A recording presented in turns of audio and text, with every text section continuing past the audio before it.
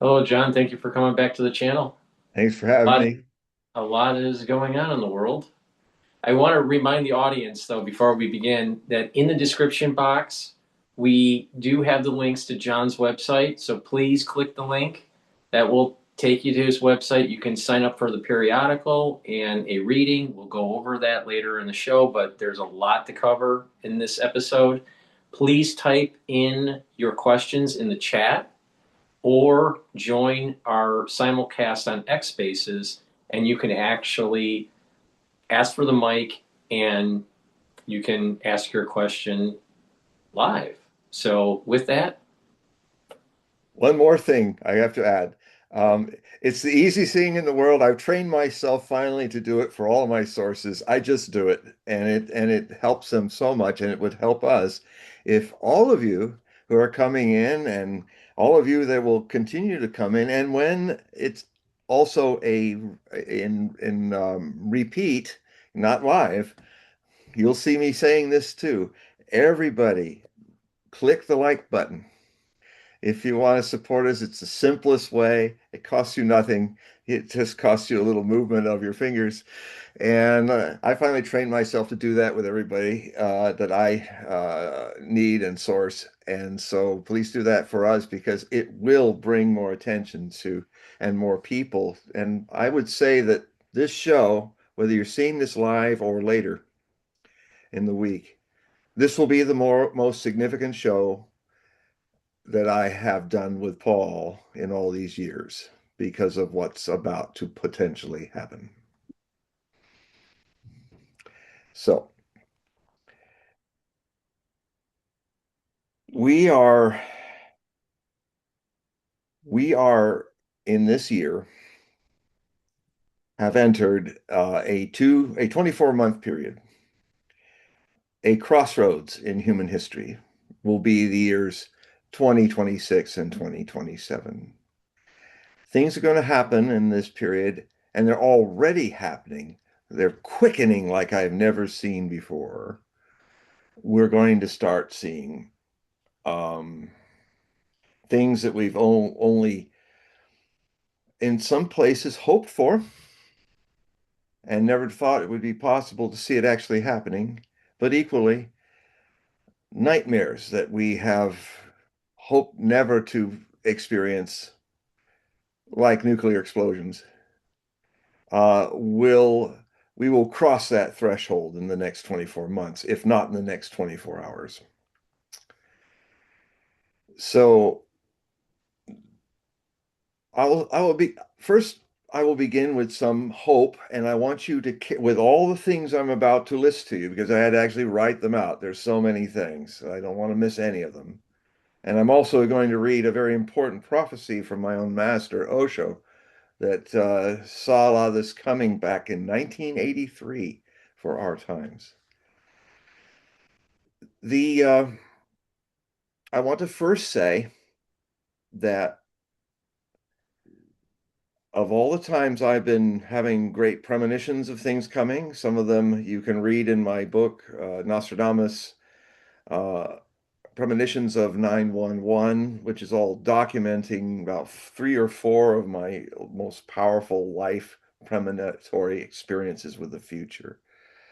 One of them being 911, but seeing it coming since 1983,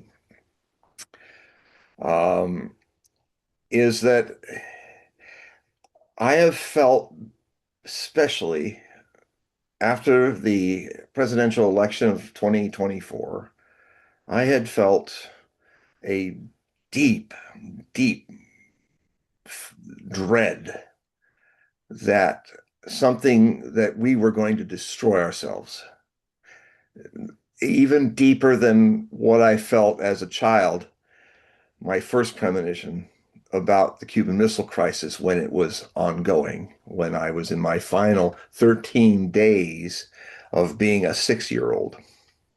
It ended on my birthday, my seventh birthday, October 29th.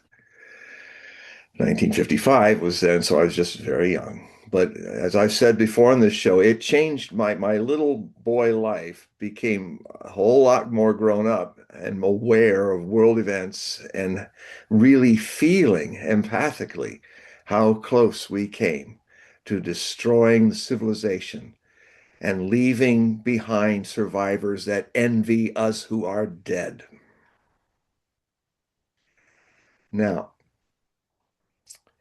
I felt that dread that was all encompassing after the election because it was the last weeks of our earlier demented president, Joe Biden, who was actually very much, he wasn't actually giving the pen, the auto pen, without agreement.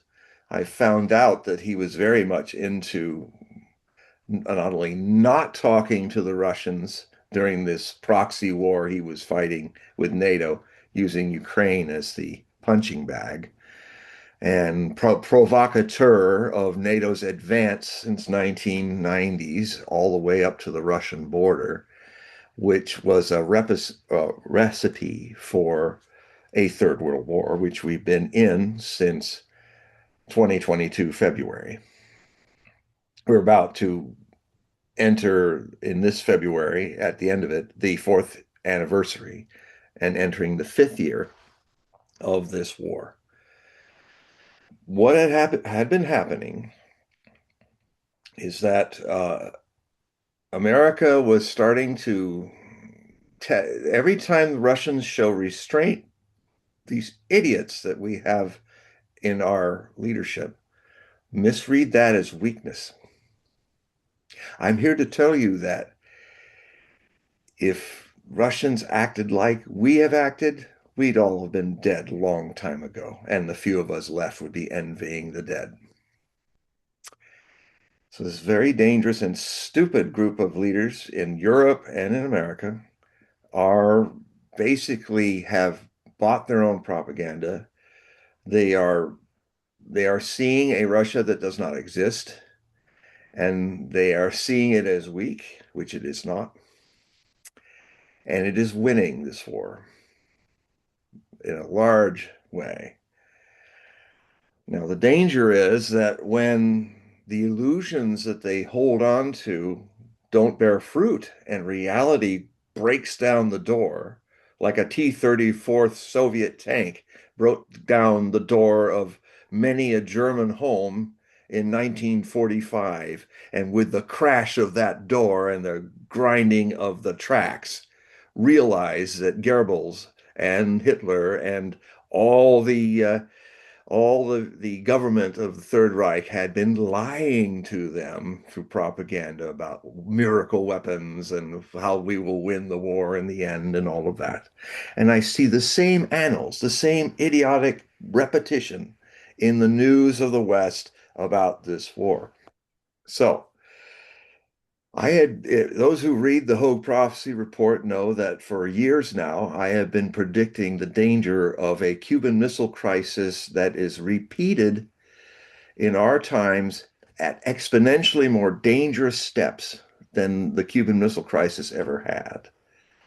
I mean, basically, the Cuban Missile Crisis, there was only one shot in anger fired, a anti-jet missile from the Soviet battery in Cuba that killed the only man who was killed in combat during the Cuban Missile Crisis. A certain major who was flying, U.S. major who was flying a U-2 spy plane to continue to take pictures for the targeting package for the U.S. overwhelming strike that was going to come probably on my birthday if to prepare, soften up Cuba for a U.S. invasion and occupation. And by the way, we didn't, even though the 13 Days movie is a wonderful fictional version, mythical version of the 13 Days of the Cuban Missile Crisis.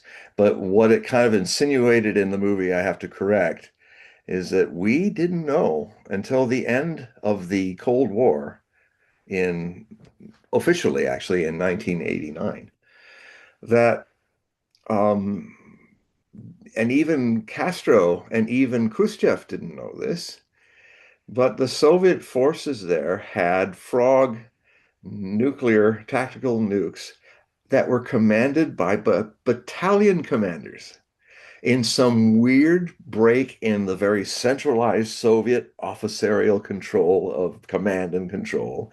For some reason, these battalion commanders could launch nukes at the American fleet as it was coming to deposit its invasion force on the beaches of Cuba. And that would have started, we wouldn't be talking about this now, and and if we were fighting a war now, it would be sticks and stones as our weapons. So I was feeling all this, and I didn't know what to do with because I was a child. First, I thought it was something to do with my own personal life. The ego always personalizes every premonition first. And then if you relax deeper into it, you realize it's not about you, it's something bigger. If you have this empathic thing overcome you, and you don't look for it, you don't seek it, you don't do anything about it, it just comes. And so I was feeling that this, what I called the Ukrainian missile crisis, which it has already done, has jumped loops beyond the dangers that we suffered in 1962 October. We've already have, and the Russians have already told President Biden after his election, when he started moving a whole set of new HIMARS launchers, US built launchers, crewed by CIA crews, military version of CIA, it has a military branch, probably decked out in Ukrainian uniforms, but CIA people. In fact, they could have been a lot of the CIA had literally stripped down and rebuilt the intelligence services of Ukraine. So they were probably also CIA Ukrainian agents that were also manning these as well as American overseers. They were going around firing ATACMS ballistic missiles at Russian targets. And finally, the stoic and patient and mature Russians made it clear to them, Putin made it clear, he said, are you aware that you are at war with us now, America? Are you aware that the only way these missiles and so many other missiles you fired into ostensibly as Ukrainians, quote unquote, into Russia have been, if the Ukrainians even they're firing them, he's only pushing the button, and the telemetry of U.S. satellites and U.S. People in Ramstein and even some bunkers, some of them have been dug up by Russian missiles, of U.S. brass officers, supporters are guiding because only the US can guide, and the British do similar things with the Storm Shadow missiles. These only can be targeted by the United States, or in the lesser sense, UK, United Kingdom. So the Russians were making a point very publicly that you're firing at us, not the Ukraine. You, Americans, are targeting us, two nuclear superpowers. They never would dare do that in the Cuban Missile Crisis. Khrushchev and Kennedy were never going to do that because they still believed in nuclear forces as deterrents from doing that. Because where do you go? Mutually assured destruction, i.e., MAD, MAD as its acronym. And people, when I was growing up, really felt that because the years back when people launched atomic weapons, which we are the only people that have done it, launched it on two Japanese cities, the last two standing. We had conventionally already defeated Japan, and they would have actually surrendered around the time that Berlin fell. They were already reaching out saying, we cry uncle, we're ready to end this war. Now that Germany's not here, we're alone fighting the world. We don't want to fight the world. We just have one request. We will unconditionally surrender on every point but this. Do not keep the emperor on his throne. That's it. If you can just say yes to that, we'll surrender now. Well, I think a rather nefarious desire amongst Truman and the president that's replaced the vice president replaced Franklin Delano Roosevelt. They wanted to try this new atomic weapon because they were already seeing the next war, the Cold War, and they wanted to make so they I think in some respects they just let this war go longer, kill a lot more Americans and Japanese and people because they wanted the bomb wasn't ready yet, and they wanted to make a demonstration. And so, because you wonder, well, the Japanese were defeated. Why do you hit them with an atomic bomb when they're really done and they're actually asking you, let's stop. We're ready. Unconditionally, except for the emperor, we're ready. And there mustn't have not been a problem with it because here's the thing that happened. When they were ready and they had the two bombs to test in the early August, on the 6th of August and the 9th, Hiroshima and Nagasaki, once they were tested, once Truman had, right after Hiroshima, at Potsdam in the post-war conferences in ruined Berlin, with Joseph Stalin, the generalissimo of the Soviet Union, the bomb went off and he came up to Uncle Joe and said, we just lit off a bomb that wipes out an entire city in a second. And it's a new super weapon, and we have it. Because he wanted to scare Stalin. He wanted to intimidate Stalin. And Stalin's puffing on his pipe and going, I mean, really? That's interesting. No, buzzkill, total buzzkill. Like, so what? Like you might have said, I just ate a new hamburger. Oh, that's nice. And Truman was really chest-fallen because he had built up this whole thing was going to scare Uncle Joe. Well, of course, Stalin had people on the Manhattan Project that were actually giving information about the atomic bombs. He probably knew more about Manhattan Project and Alamogordo than the poor new president did. So we are so beyond all of that now. We, when Biden was literally starting a Ukrainian missile crisis and it was coming to that red line, a line we never crossed in the Cuban Missile Crisis. Well, we crossed it, and the Russians said, "You've crossed it." Now, what they did, though, they didn't launch on us. They could have. They could have made a nuclear demonstration across Europe, taking out NATO bases, maybe take out Ramstein with all its generals, maybe take out Brussels, maybe NATO offices next to the EU. They could have, if they were idiots like us, they would have done that. But they have a love for life and a love for civilization that I think is deeper than our own. And they are grown-up people. They know you and I and our nation has never seen anything close to what the Russians lost or any nation lost in World War II. Imagine if you lost 27 million Americans in that war. You only lost 400,000. And most of that, and 149,000 of that was from exposure and accidents and friendly fire. They were losing that kind of number in a week. And they killed most of the casualties of the Third Reich were killed in the Russian conflict. In fact, without the Soviets coming from the East, we were a little sideshow. If it wasn't for that, um, there's even some theories showing that even if we never got into the European theater, that although Russians would have suffered dreadfully more casualties, they might have done it even without our Studebaker and Ford trucks helping to drive millions of soldiers to the Schwanpunks for the force of breaking the German line.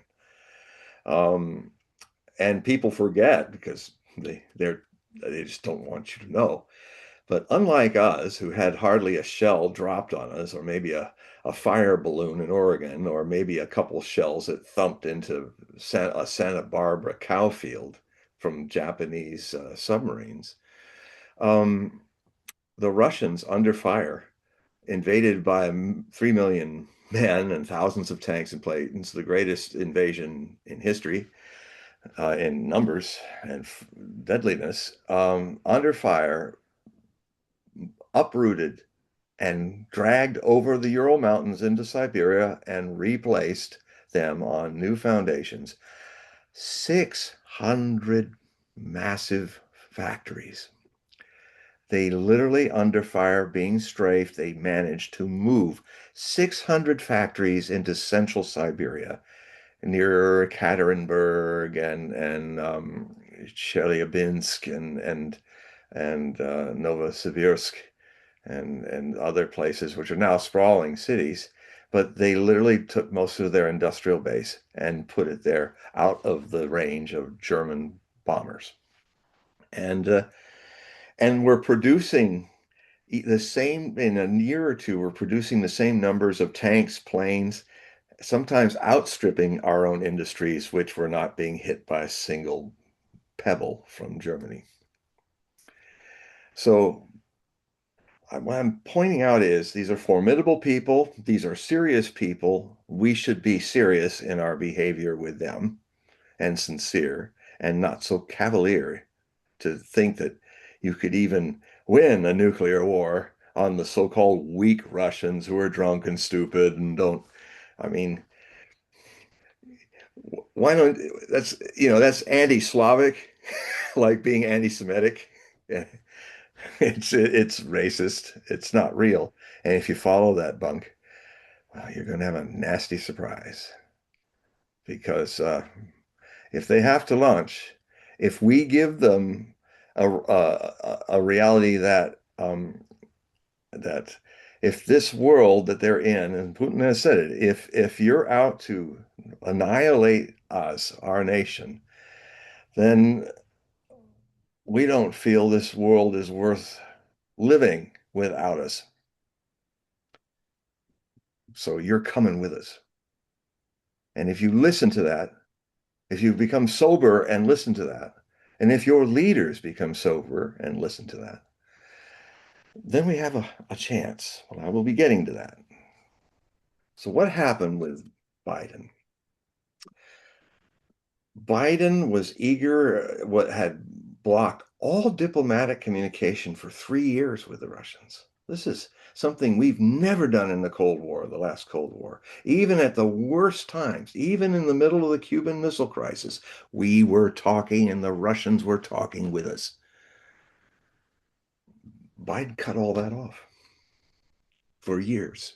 In the years of this war, in the years where such things like CIA men launching stuff that if it got to and hit the Kremlin or something might just start with a nuclear confrontation, and there's no connection to the United States because they've cut it off. So that's very dangerous.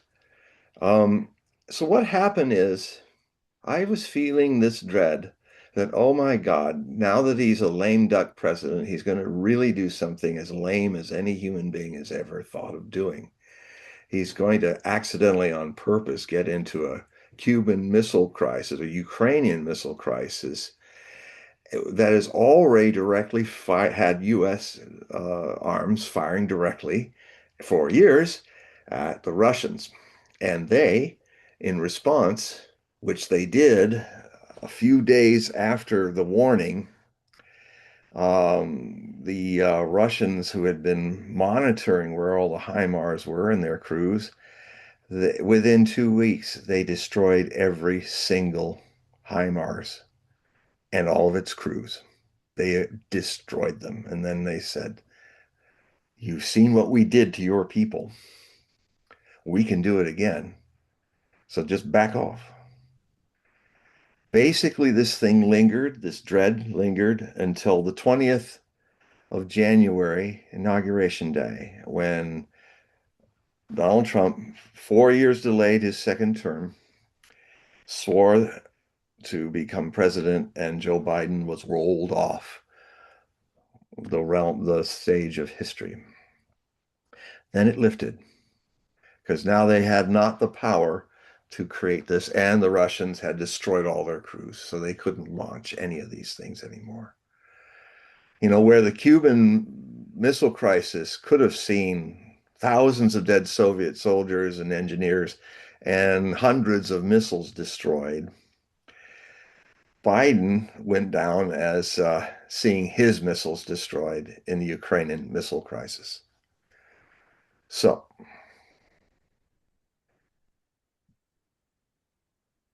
I'm going to pull up my notes, so forgive me if my glasses reflect them. Might give a more leery mood to this unique show I'm doing, but I had to type out some things I want to talk about. Um, First off, there's a number of things going on in the world that in the last few days has got a lot of indications that a major strike on Iran is coming. Um, Paul and I were talking about. In fact, Paul, could you kind of reiterate what you said about what's going on in the markets? Well, the oil markets, they're starting to go up. I mean, we have a little bit of a trend for oil in Brent and in WTI. Those are two different oil markets, and there's definitely a big move in natural gas. There's a big move in gold. There's this, and that's usually a stress indicator. The Bank of Japan intervened, and the yen is strengthening. It was trading at about 159 to the dollar. So the dollar at that time was strengthening relative to the yen, but the BOJ intervened, and now it's been trading at about 154, 155. There seems to be potentially a coordination between the BOJ and the Federal Reserve. So they're trying to stabilize the currency markets. So there seems to be something going on. I think we talked the previous episode on banks going to the window at the Federal Reserve for liquidity, for overnight liquidity. Uh, At the end of last year, at the very end of last year, and the very beginning of this year, it seemed to be correlated to what was going on with Venezuela.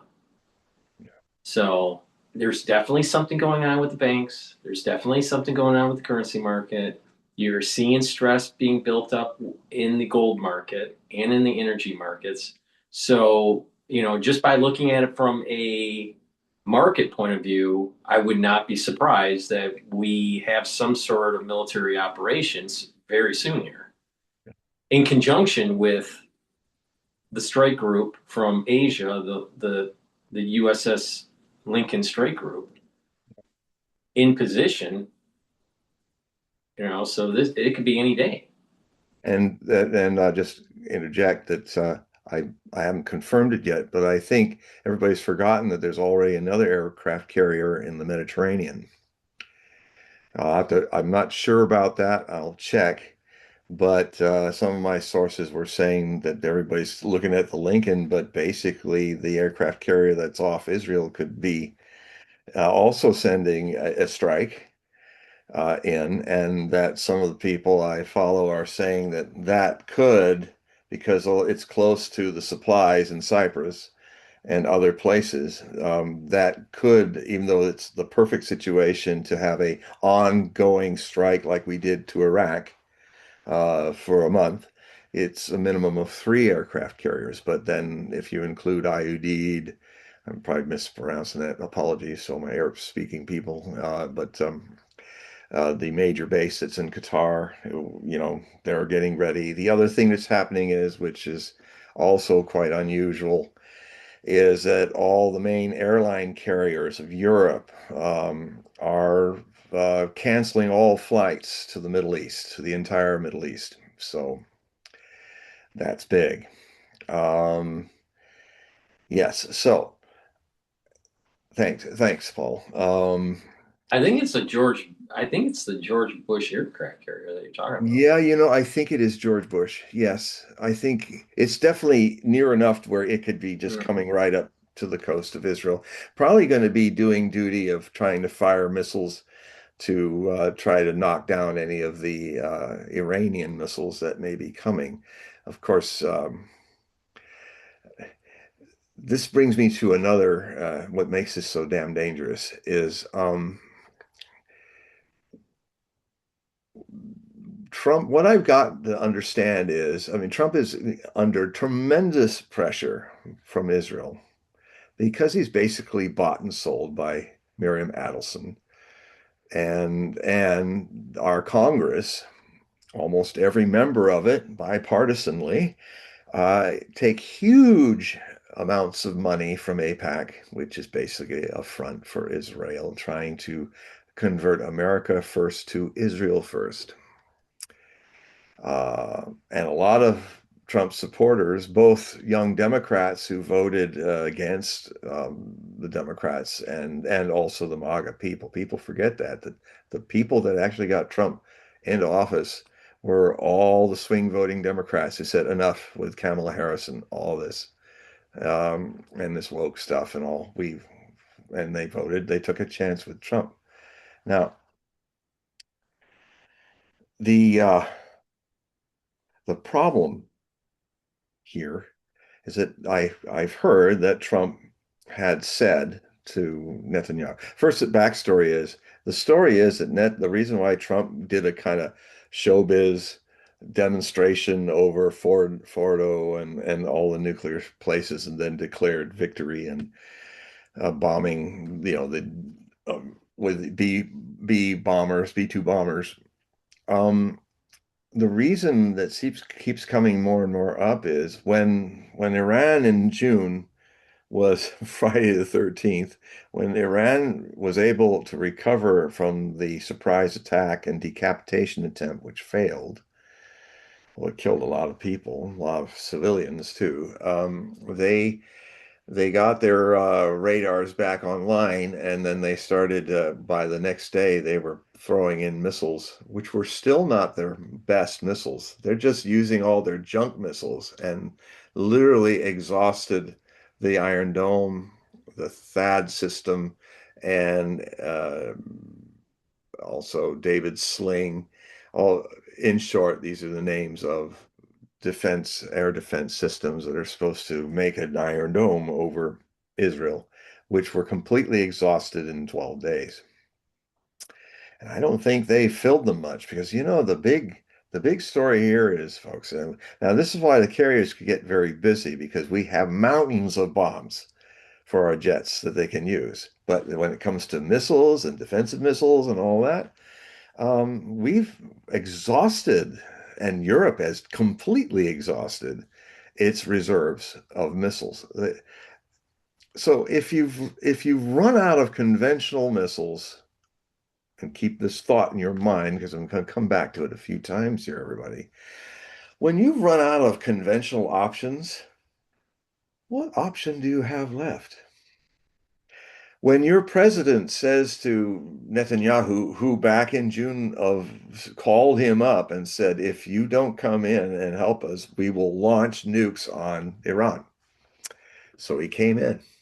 He's completely at the under the power of these people, this Zionist regime, which has murdered 1 million Palestinians and counting. Remember that number because you're going to find out that it's that much, if not more.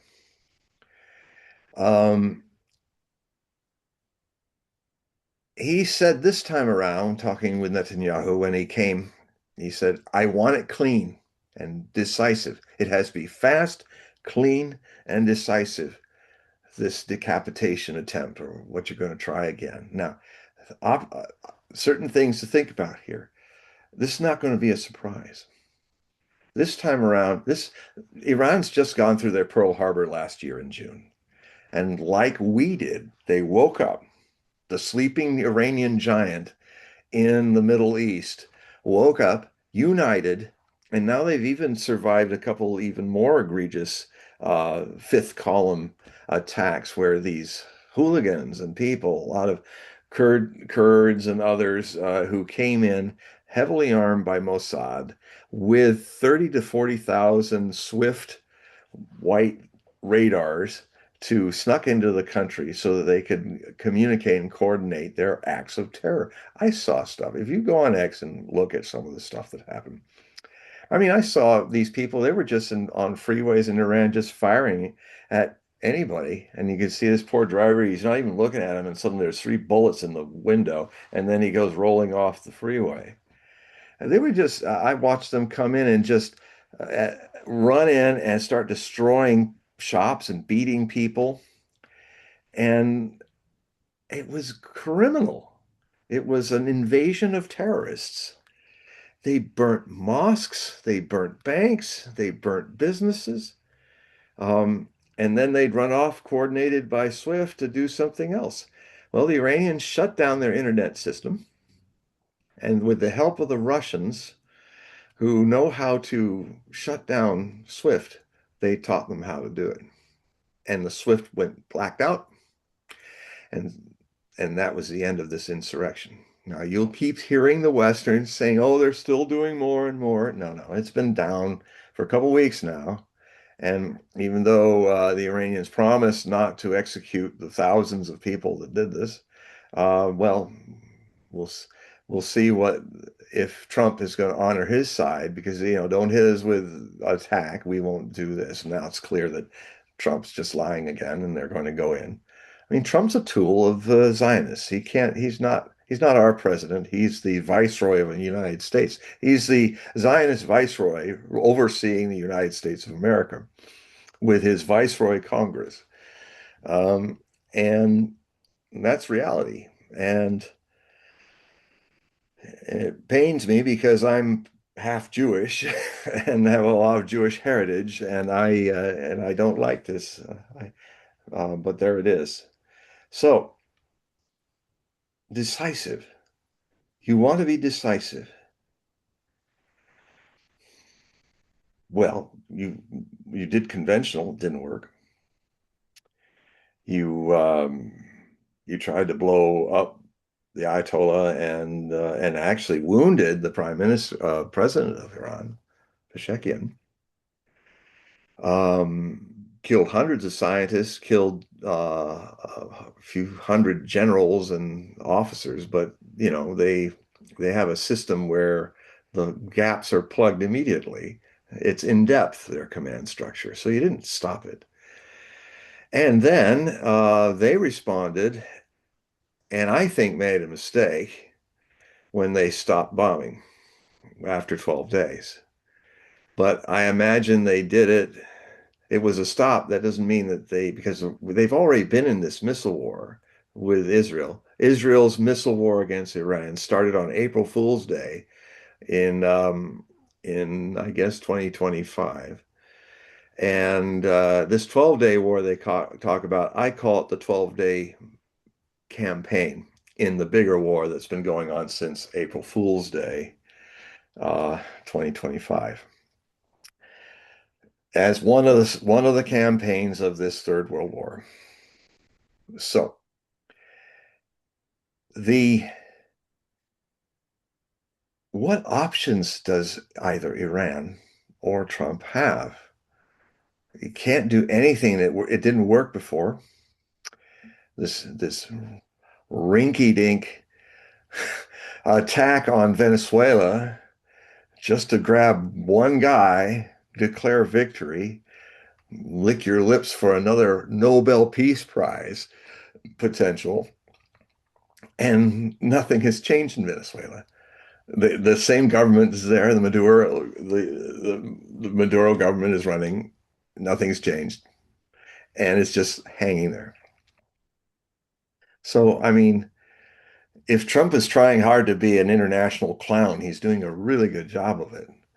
even Millet is not with his saw, one of his best buddies in Mexico, one of his tells, one of his plants, is not as big as clown as this guy is.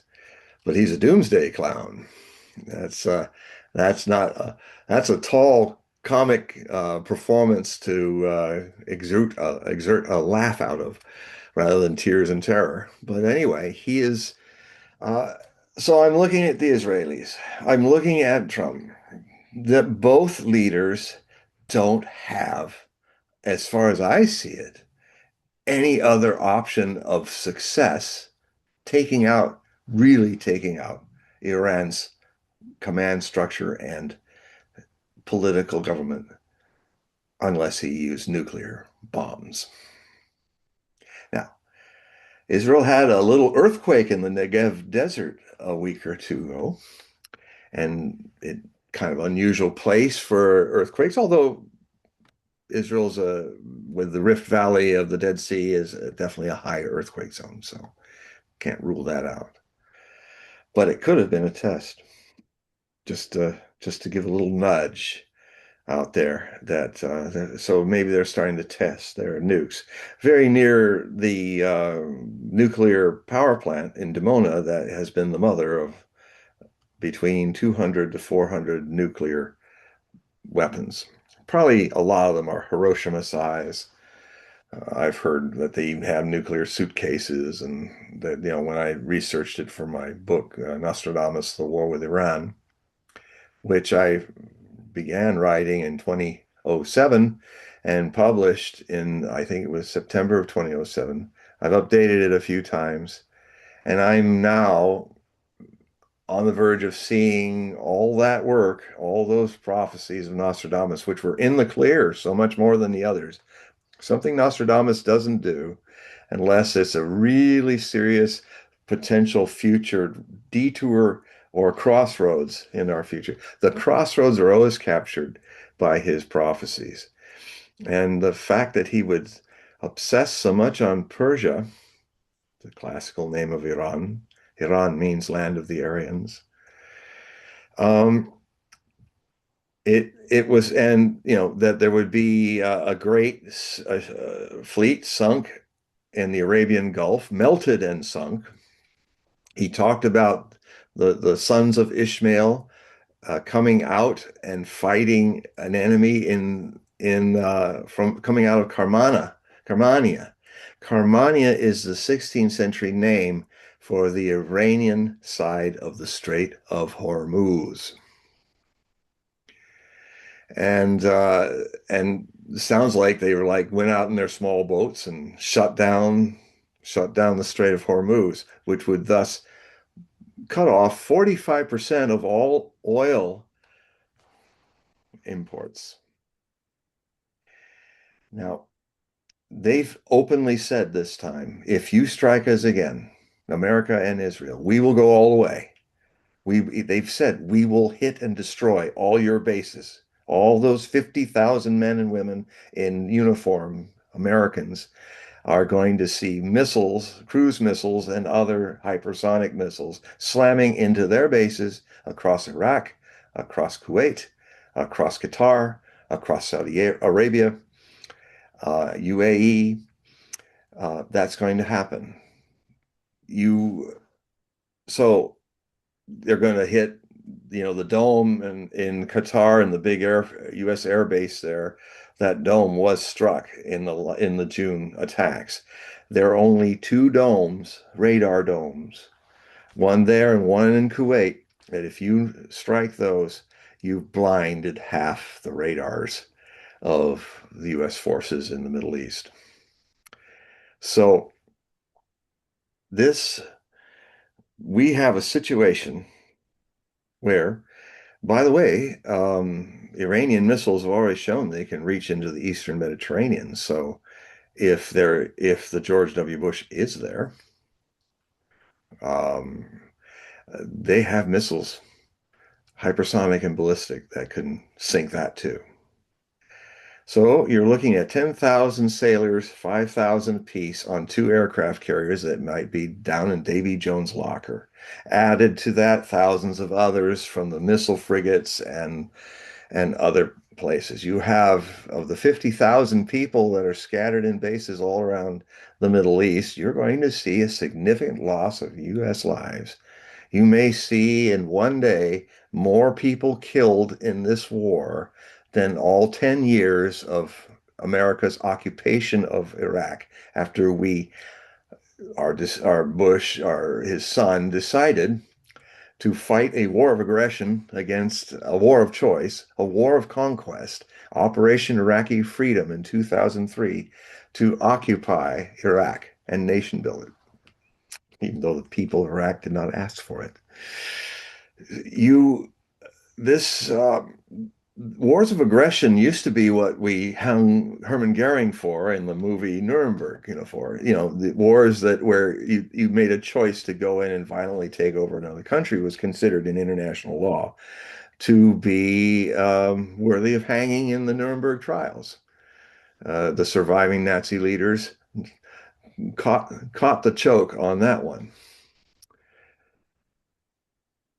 This is the other thing that's so scary about our times. We've got a president that is at a certain cognitive level where he's literally saying, I don't need national or international law.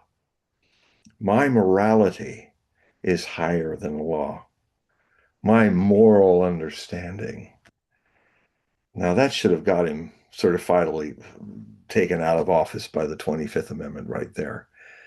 But people who are around him who are not cognitively, medically declining are may have fresh brains, but they're mediocrities par excellence, and they're yes men and yes women, and they may have a stress test to happen soon because I don't see how this war that Trump and Bin Laden, Netanyahu want to exert on and take out Iran.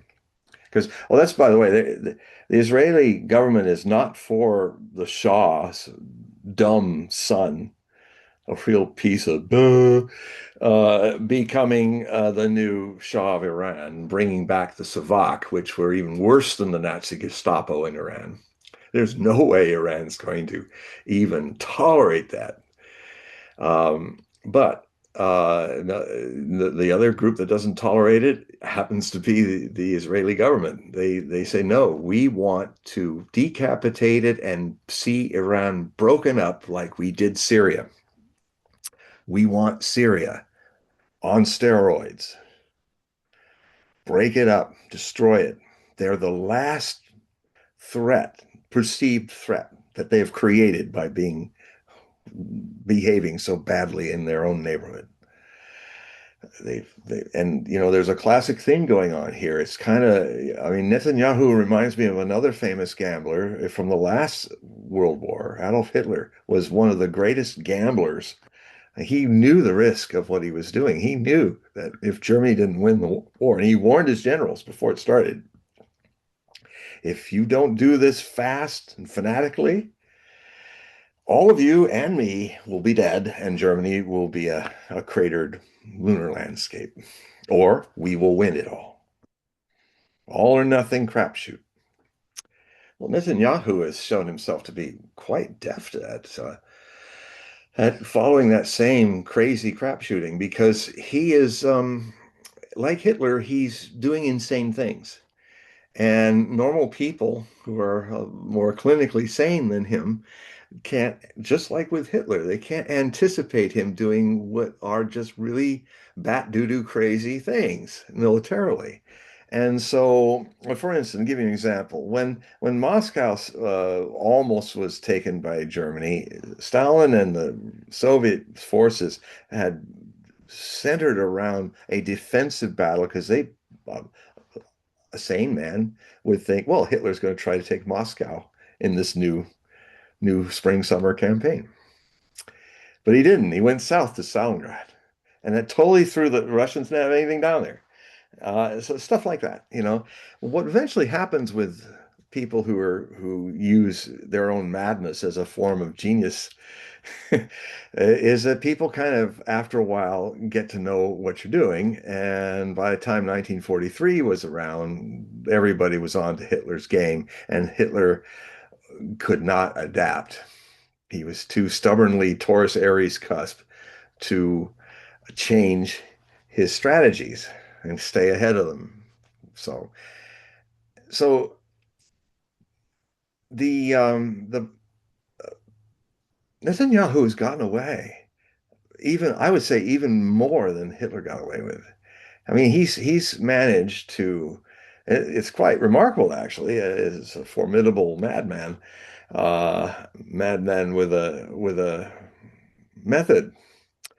He has managed to get away with the greatest genocide since the Holocaust, creating a whole new Holocaust and getting away with it.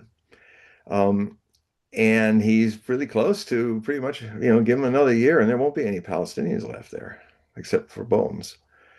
And, he's managed to come really close to isolating Hezbollah in Lebanon.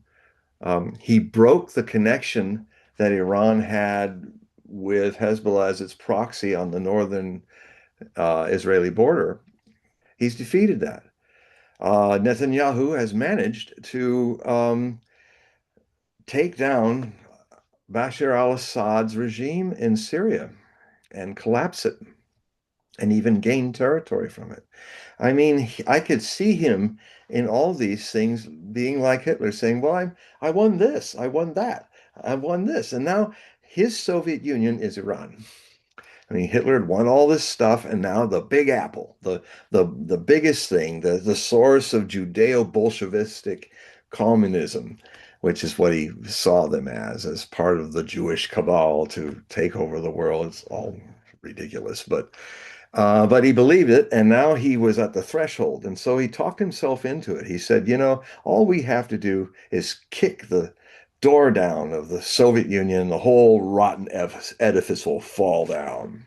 He said that. Well, it looked like he was going to be right 8 months into Operation Barbarossa. But by the time the autumn came, and by the time his soldiers were freezing to death on the approaches of Moscow, and he had to fight now the greatest battle in history that few people talk about, the Battle of Moscow. He was starting to say, I fear I've lost the war, even years before it was clear that he had. And he even after that, he never wanted to look at snow. It always made him feel bad. When it was snowing in eastern Prussia at the Wolfschanze, his say stay indoors and grumble along. So Netanyahu is in the same devil's bargain. He has gotten away by being shifty, tricky, mad in his moves. And he's now at the same place Hitler is, the same final deadly temptation. What can go wrong? I have been winning. We've been fighting France in World War I, lost 3 million people on the Western Front, and I only lost 60,000 dead. And I did it in 6 weeks. We took Paris. So you can see how his head was getting enormous by his successes. He was a gambler. It was the crapshoot's working. I'm not coming up snake eyes. Not. And then Moscow happened. Big snake eyes. Okay, I'll try Stalingrad. I'm almost getting there with this. Lost the Sixth Army and a whole bunch of Allied Axis armies. And so, okay. Well, we'll just build up and we'll go after the cursed assailant in 1943. We'll build all these Panther tanks. We'll out tank them. We'll outdo him. And he only penetrated about 30, 40 miles on each pincer before he had to quit because the Allies in the West were invading Sicily and soon to invade Italy in 43. And that's when it all unraveled. It took a while, but that's when it started. Netanyahu is not going to have the luxury of a slow burn to Berlin.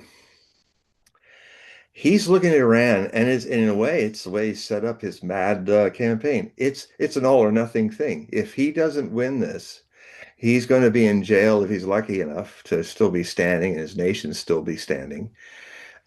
He's so the temptation for either launching nukes when it starts to all get blown up again, or start this thing with a nuclear strike on Iran, taking out Tehran, taking out Qom, taking out all the places and dropping nukes on some of the cave constructions around those areas where the government might hide.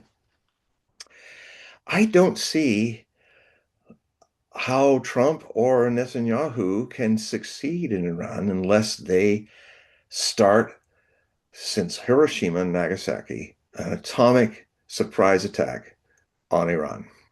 And I'm not alone. And I hate it because a lot of my more sober sources, really good and accurate, I hate hearing them say the same thing because oh shit, if if Alexander Mercouris is saying it, if Daniel Davis is saying it, and some others, Scott Ritter and all these people, I'm going, oh man, we're in trouble now. So I I think it's possible, and because things are gathering, I hope I'm wrong, but uh, I think if Trump goes in and if they don't strike first with nukes, they think that that's going to, for some, they've talked themselves into thinking that that's going to end the missiles flying on Israel. It's ironic.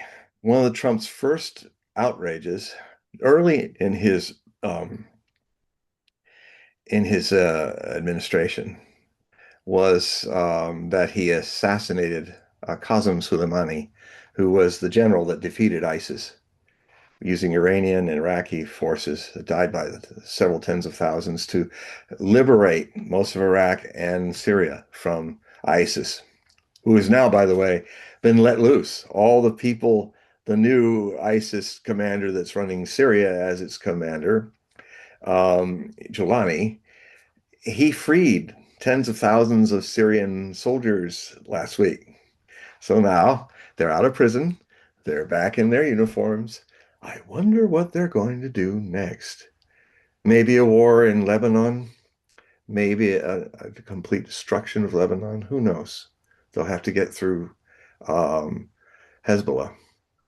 And the Israelis might have Hezbollah in a corner, but they don't dare go too deep into that because Hezbollah has been decimating their soldiers, and they're not a large population to have such things being done. So that's another factor. Limited conventional weapons to stop this next avalanche of missiles. But the problem is, Qasem Soleimani was the man who devised the plan to scatter all the missile factories and missile silos and missile launch holes across a vast mountainous country, 4 times larger than Iraq. And we couldn't find the Scuds in that flat desert where there was nothing other than desert. And if anything was running around like a Scud, we would have seen it. Couldn't even find the Scuds in the Gulf War. Um, what do you think? I have flown over from the 80s and through till 2001. I have flown over the vast expanse of Persia, Iran. And it is, if you look down there from 35,000 feet night and day, you're seeing a place that there's no way you're going to find everything and bomb it. It's vast. It's like the Sierra Nevada mountain range being the size of the Rocky Mountains. It's all across the country. And so they can turn Tehran into ash, maybe Isfahan, maybe Natanz, Maybe other places they can turn to nuclear ash and kill millions of Iranians. And do you think in a culture of martyrdom as Shia, constantly martyred by the Muslim majority and all, do you think they're going to stop and reflect? Do you think they're going to stop and go, okay, we cry uncle? No.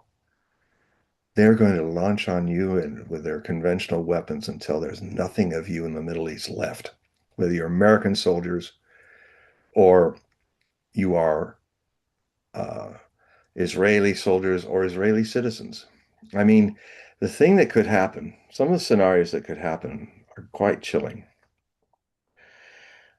I don't think because I understand Islam more than most Western people do, and it would be kufir, it would be blasphemous, haram, for the Iranians to actually cause a nuclear meltdown of Dimona nuclear reactor. I don't think they'll do that because that's just haram. It's not human. They don't even want to have atomic bombs because it's haram. It's blasphemy. And it is. It's a blasphemous weapon. It doesn't just kill things, it leaves a pall of plague for centuries. Terrible plague of radiation sickness. Who would make such monstrous things? Because you will be polluted as well as your enemy.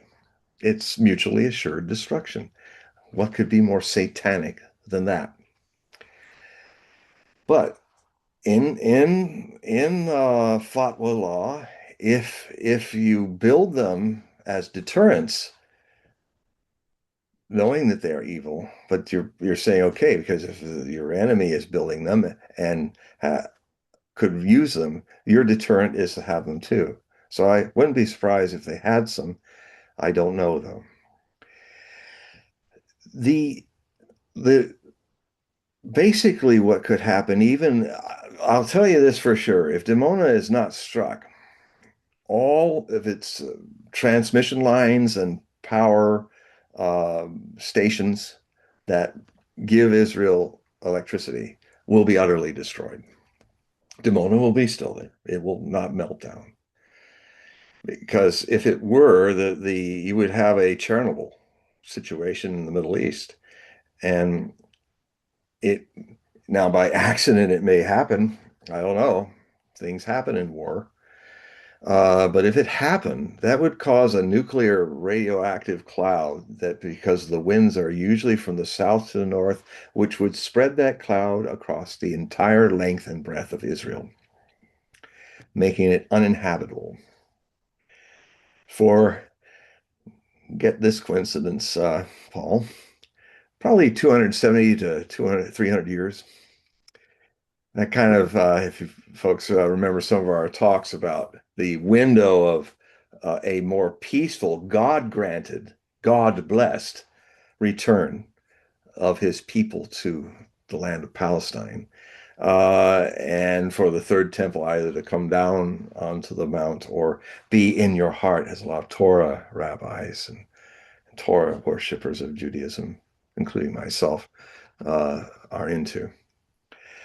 Um, so this, but even without this happening, God forbid, the conventional devastation will be so massive that the people that survive it, most will, Israel has good bunkers, they won't have water, they won't have food, they won't have electricity, and they will be refugees from a devastated country at a time where a whole lot of the world is not going to accept them as refugees because they see them as mass murderers in this Holocaust, which 80% of the polls still show 80% of the people living in Israel are all for it. Get rid of those Palestinians. Final solution for the Palestinians. And I'm shocked to see, but all around the world, for instance, in Thailand, Thailand's no longer accepting Israeli tourists. They talk about how they're so overbearing and demanding, and they're doing crimes and stuff like that. And so Thailand pretty much put a moratorium on Israeli citizens coming to Thailand. This is what I hear and see some of it happening. So in Asia, a lot of people are saying, no, we don't want to have Israeli tourists come here. They're nasty, they're arrogant, and feel entitled and treat us like little gooks, you know. And so, a lot of racism going on here. So I want the only nation that's going to let the surviving Israelis come live in it is the United States. Otherwise, I think most of the world will not want them. This is how bad it's gotten. Uh, I I've been saying since I've looked at these, when the U.S. Embassy in Trump's administration was moved to Jerusalem, I did a chart on its birth when it was opened and did a composite chart on the Israeli Jewish state's birth chart. And it was catastrophic in some of that it was a move, and I wrote about it back then, that would lead to the end of the Jewish state in the Middle East because it would then trigger in the chart all these squares and oppositions, which are basically what is wrong about this first return of the chosen people since 1948, who returned as Zionists, which are basically Jewish fascists with their racial policies similar to the Nazi fascists against Semitic peoples. Nazis were anti-Semitics because they were murdering the Semitic Jews. Now Jews, Semites, are murdering their own cousin brothers and sisters of Abraham, who are Semitic. They are Semites. When people say, you're an anti-Semite for saying that, well, what are you if you're murdering these people? I'm just having an opinion. You've killed a million of your cousin brothers and sisters. Time to pause and reflect. And so all of this is coming down. It's this bad karma. It's this toxic situation where the way you unite the people staying in Israel is through creating enmity with all your neighbors so that and even Moshe Dayan, who is least honest about it, very eloquently described it when he said, look, these people, he openly said, we came in here, we raped their women, we destroyed their 700 villages, we took their ancient lands, and they hate us. So, therefore, you must unite and be a warrior tribe, a warrior nation. And so he basically is saying we have to live by the sword, even though Isaiah said you can perish by the sword. And that, unfortunately, is what's transpiring. Jews will come back to Israel in the future if all this stuff that I'm talking about happens. But it's going to be according to the way the prophecies work. It's not an enforced uh, invasion, it's a welcoming.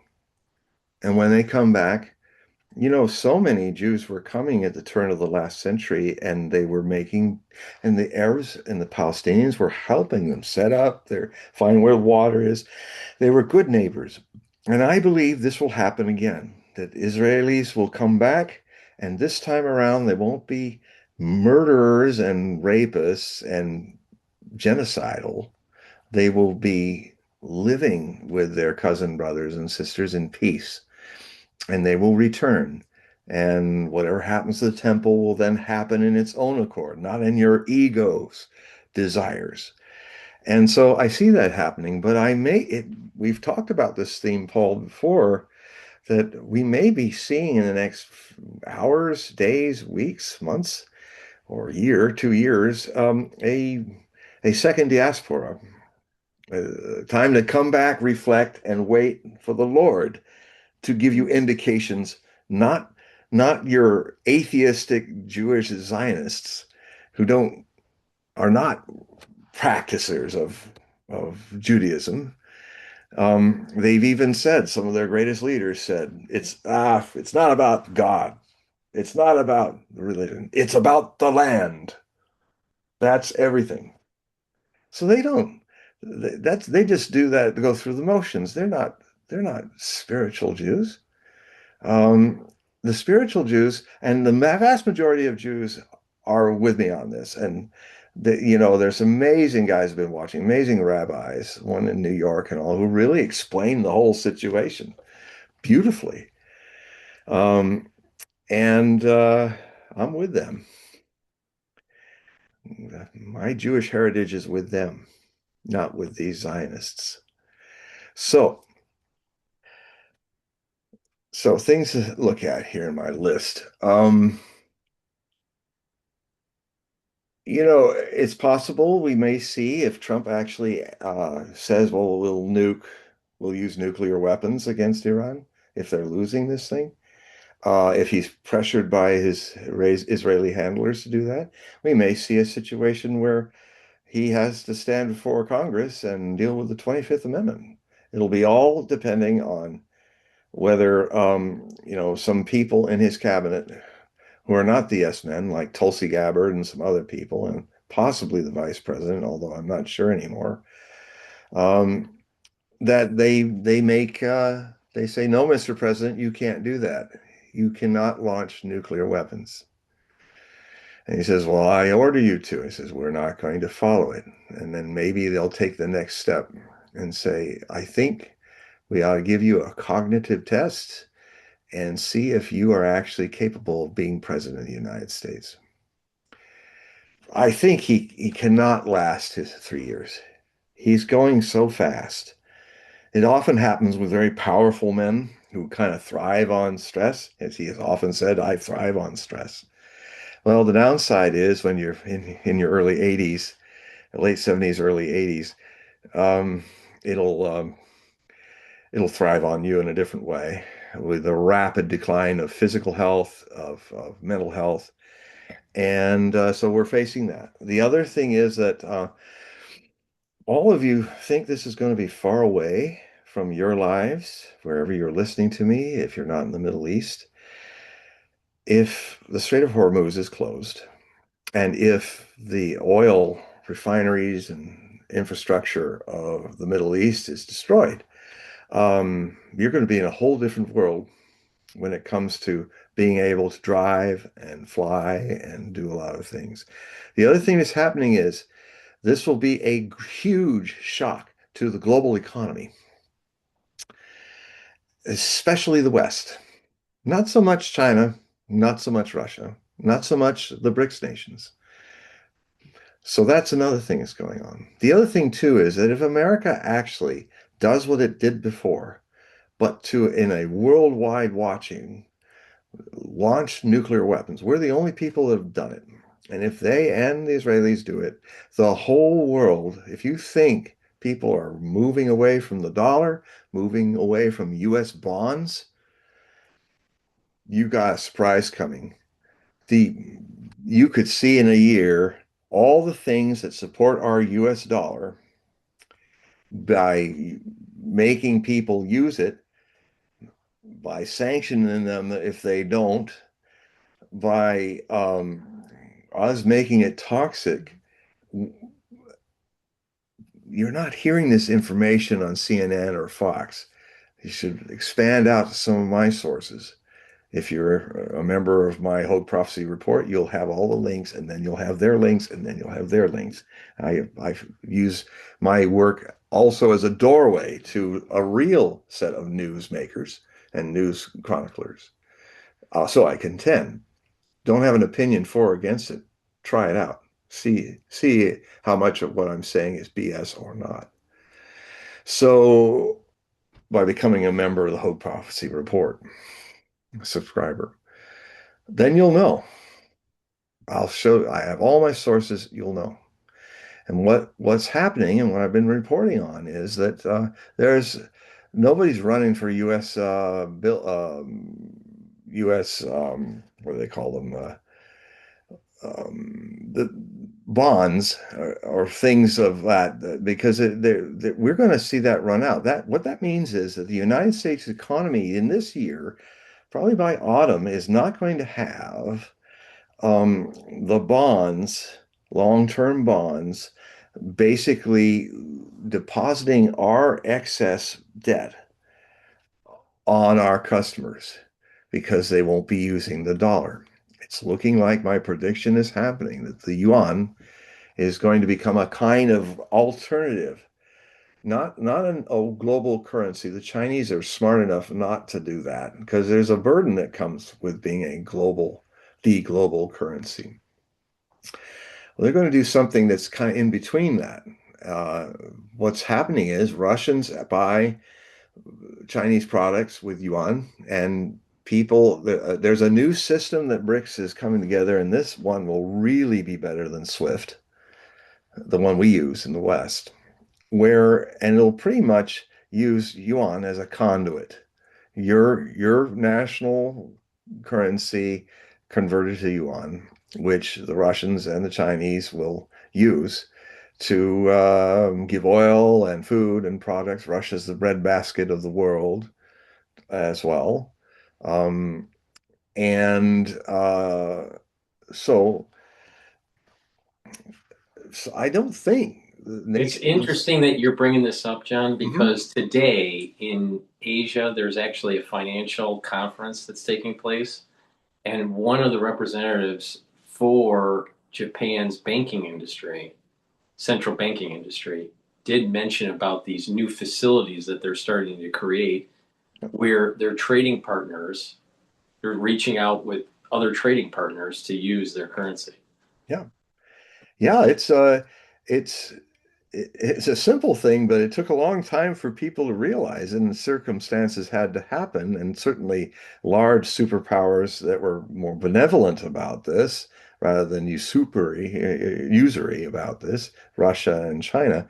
You know, China just wants to trade and make business, doesn't want to make war. Russia doesn't want to make war. God knows, if anybody knows what war is about, it's Russians constantly being invaded by Europeans for 800 years. And now you're in the last act of that, and it's crashing. I mean, that's the other thing that's happening. The war in Ukraine is accelerating, so there's another potential panic situation where as things collapse this year, and then what's Europe going to do? And what I'll tell you what they may do. This is kind of a shocking twist, but I've been writing about it since 2014, documented these views. I've always felt that the future of Germany, the final karmic healing of Germany and Europe in general, will be when they invest in Russian factories employing Russian workers and actually turn east with the Nord Stream pipeline 1, I think it's still functional.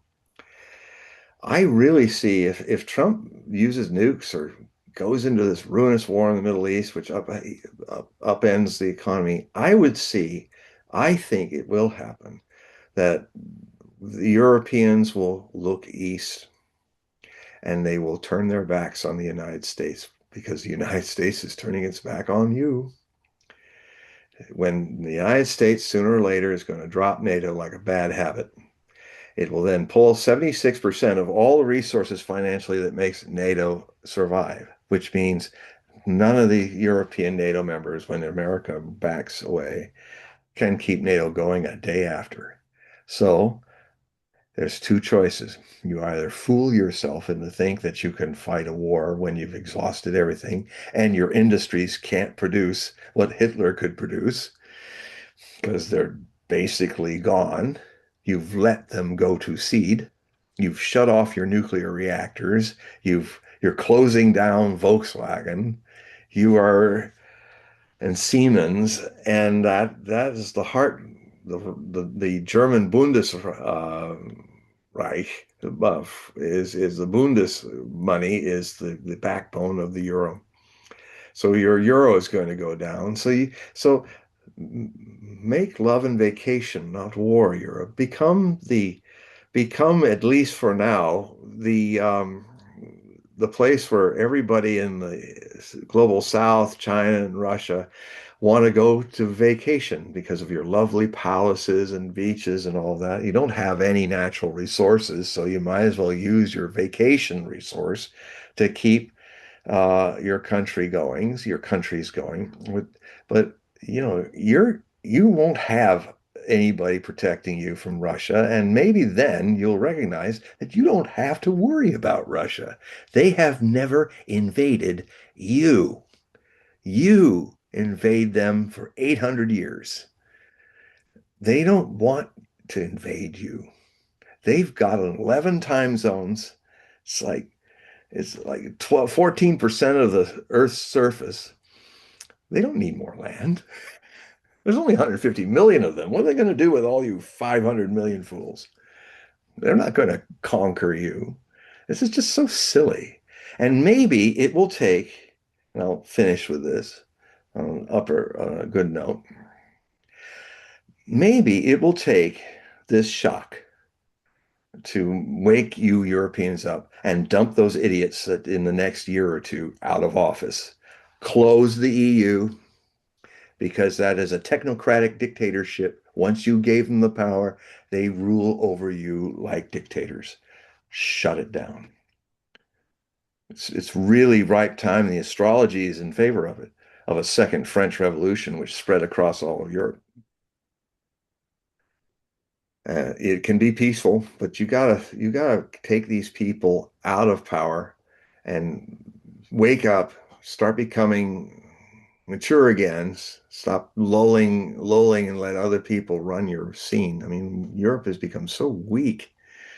It's not a good, healthy thing when you had an overbearing parent like the United States, because in all these years, you've lost your spine, you've lost your individuality as nations. Grow a spine again.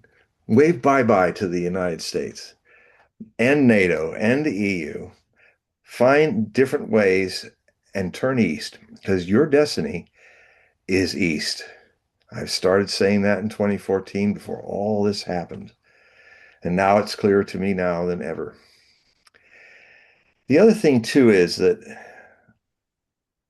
despite the fact that the dread disappeared in the end of Biden's administration,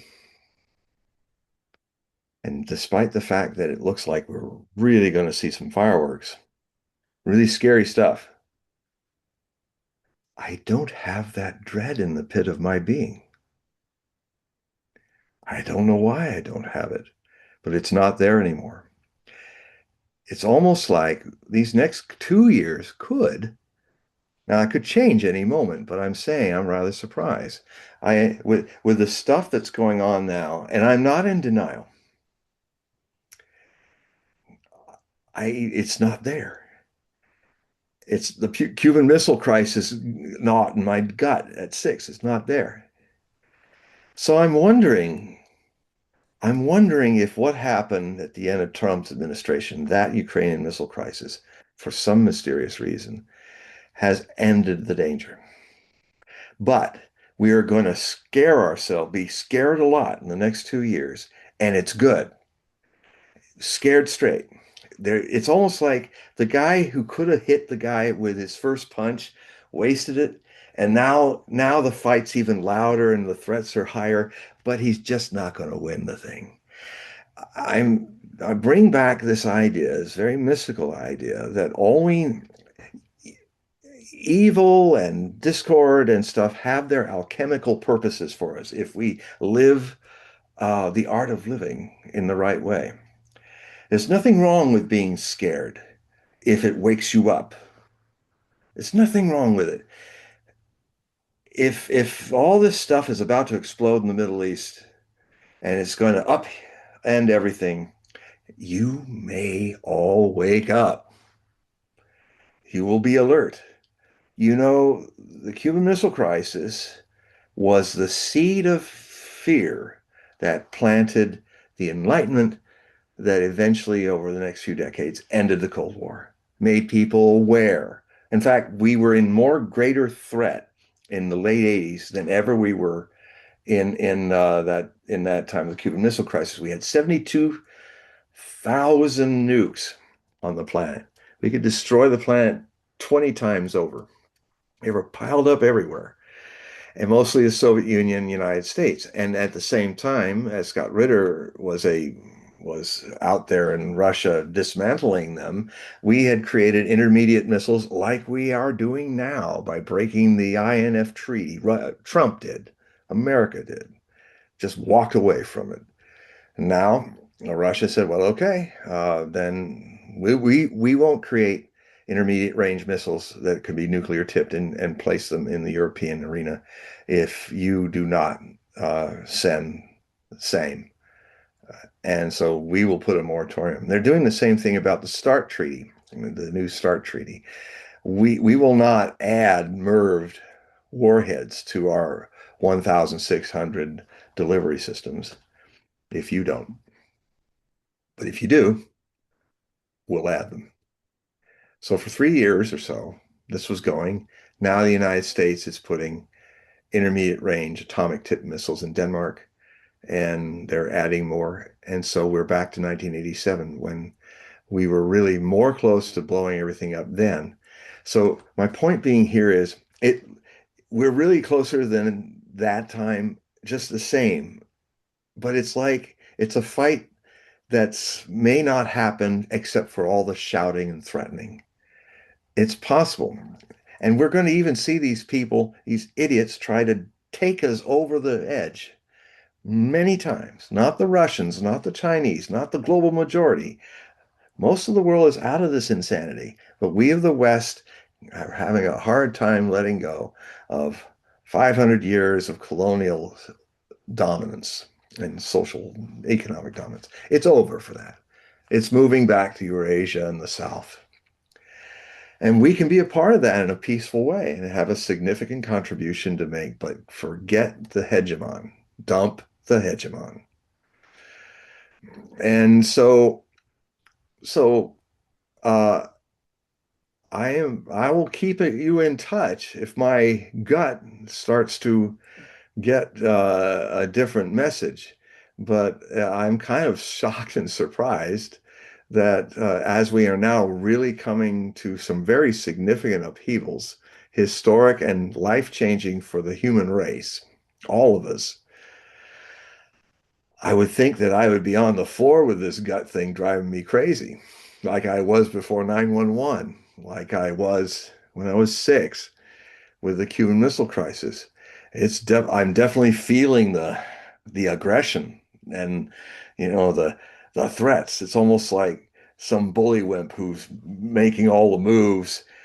This happened to me once as a kid. He's making all the moves. I'm going to get you. I'm going to beat you. And all I did was step forward one step, and he ran off like a chicken, like a chicken bird going. Bah, bah, bah. It's maybe it's over. Maybe we're going to see just a whole lot of. Well, I'm going to see some nukes.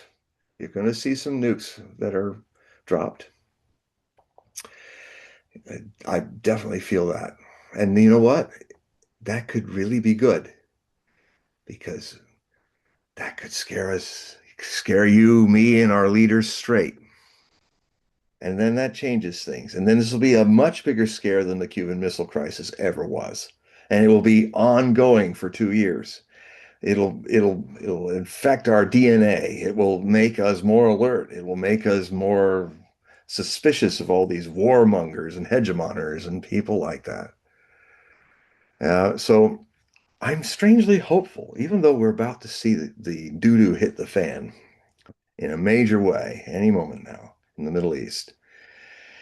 Now, we'll see what happens in the Middle East and see if that changes. And since I'm up on this show every 2 weeks, I will give you a gut check for the next 24 months.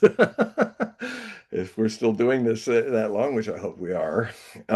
So I'm going to end now with reading, and then we can do questions. I hope there's a lot of people waiting. But I want to read to you what my master said in March of 1983. It was just out of the blue because he wasn't publicly speaking for years. but he left this communique. I was on the Oregon Commune at that time. I was digging a post hole for a sign, and then I found out about this and then read it. And then I looked down that hole. And the next thing I did, I only had one book that I saved from my 2,500 book library when I dumped all that, sold it off to go live on the ranch. And I didn't understand why. I had this little dog-eared black book with a lot of black electrician's tape keeping it together. I still have it. After I heard about this and heard him say this, I went back to my pup tent on top of a mountain and I opened my locker and I took out that book. It was Erica Cheatham's book on Nostradamus's prophecies. It's the only book I saved. And there began my journey, my sadhana with prophecy and Nostradamus. This is the words that began it all in March of 1983. Osho says, man is now living in the most critical moment, and it is a crisis of immense dimensions. Either he will die or a new man will be reborn. It is going to be a death and resurrection.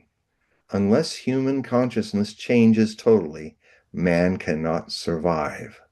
As he is right now, he is already outdated. During this period, there will be every kind of destruction on Earth, including natural catastrophes and man-manufactured auto-suicidal efforts. In other words, there will be floods which have never been known since the time of Noah, along with earthquakes, volcanic eruptions, and everything else that is possible through nature. The Earth cannot tolerate this type of mankind any longer. There will be wars, which are bound to end in nuclear explosions. Hence, no ordinary Noah's Ark is going to save humanity. The Holocaust is not going to be confined to certain places. It is going to be global. So no escape will be possible. You can only escape within. And that's what I teach.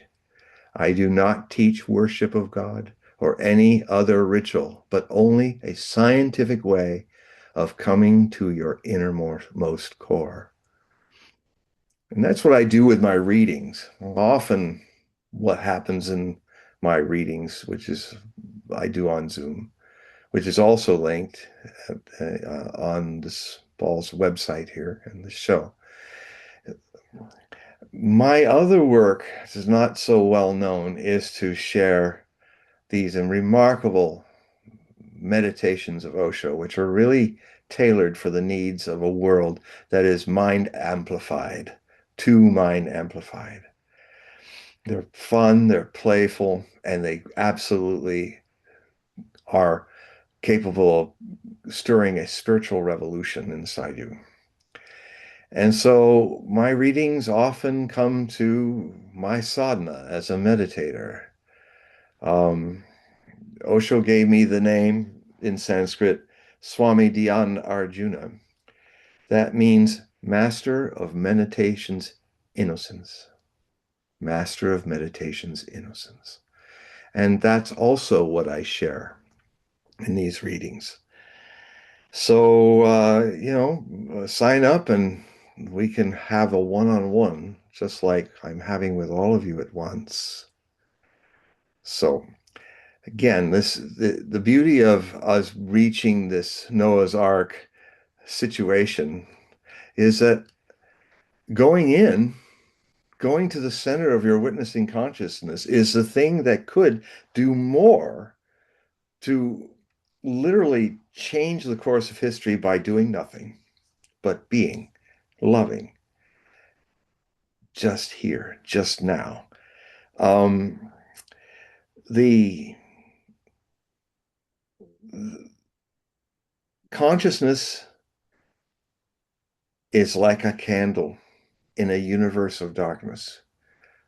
The darkness of the whole universe cannot put it out.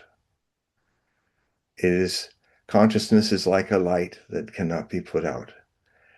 And all that's needed, according to mystics like Osho and Gurdjieff and others, their hypothesis is that all is needed is another 200 people who have their candle lit, which they have been born with, which they came with. It's already lit. You've just forgotten it because of the programming process that every child goes through. Well meant by our mothers, fathers, priests, politicians, and pedagogues. They mean well, but they've lost the thread because it was also done to them. This breaking of the thread through conditioning, if it can be broken, the human race has a great future, multi-galactical future before it.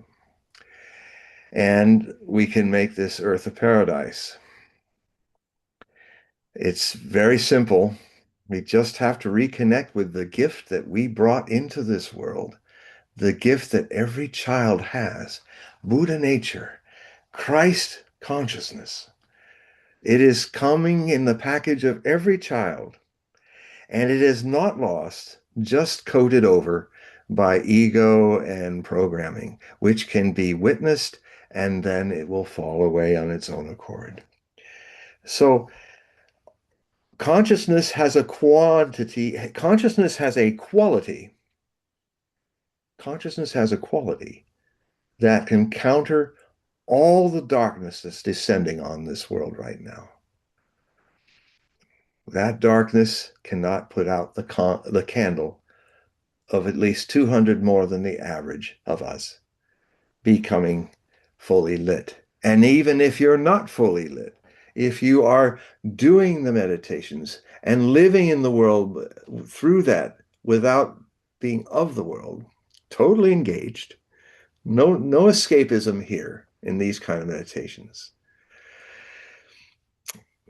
Just your love, just your awareness, just these things, these simple, ubiquitous, ordinary things, which are so extraordinary in their ordinariness. That's why they're missed. You can change the alchemy of the situation that's happening on this planet. And so that's what I teach in my readings. So if you resonate with this, please go to my website, hogueprophecy.com, HOGUEPROPHECY.com, and you'll see the links about getting a reading from me right at the top of the website. And sign up and we'll set up the time. If you sign up, you'll put Hogue reading in the subject line. It's all you need to do. I'll find it in all the thousands of emails I get every day. And I will contact you and give you the available times and we'll set it up, tell you how to pay for it online and all of that. And then we'll have a reading that sometimes can last 2 to 3 hours. We go deep, but playfully so.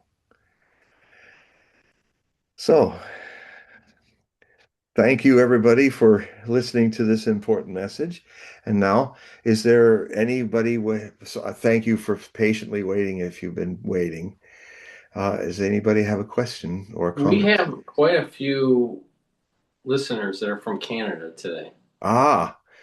So, Remember what I said last time about Alberta and all of that, and about that, well, yes. what? Yeah, maybe you want to repeat that because we did have a question about Alberta. There was a question earlier in the show here Well, about the question Alberta that, and their yeah, referendum. yes. Well, I when I said that, I didn't know they were having a referendum. I was like, and a day or two after, I went, oh my God, Alberta's really thinking about it because it just vibed it. I thought that's how it works in this. Um, I don't really do anything. I just allow. But anyway, yes, the question that had come up 2 weeks ago from Kent, who's also from Canada. Hello, Kent, if you're out there. He did a reading recently. Got a reading. Um, it came up about Greenland, and what also came up was the potential future of a breakup of the United States into more sovereign states rather than a national centered, the United States returning to our rather than is. It's a community of sovereign states.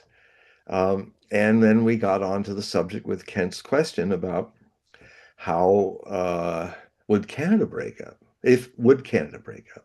And I said, yeah, there's a potential of that. And then without knowing what was going on, I mean, there's a precedent because I did talk about it 2 weeks ago about how all the Western provinces have molded this idea off and on from the whole existence of Canada, especially since Ontario seems to dictate in a way that really feels for a lot of Western Canadians that they're not, people in Ottawa are not really listening to them.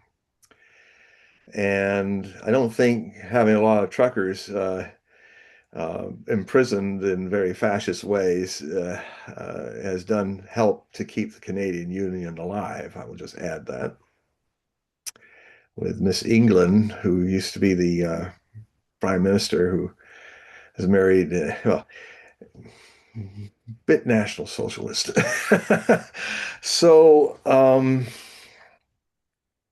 yeah, Well, she resurrected herself at the at Davos. yeah, well, go figure.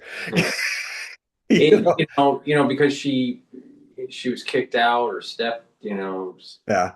resigned or whatever. Well, she had to go back because she's Yeah, got kind of kicked out in Canada. but she's trying to almost like redefine herself. Well, I yeah, never she's, liked her, I actually met her, oh, really? yeah, this was during the INET days with INET used to INET is an organization through Soros that was like Ah, for economics. So it's like new thinking. It was like a new thinking economic forum. And she would usually MC some of the actual panels. mm. It was kind of like a mini Davos kind of Yeah, thing, she does a Soros lot. version of it. And at the time, I think she was working for Reuters, Uh, or it was either Reuters or FT or USAID used to give those guys billions every year.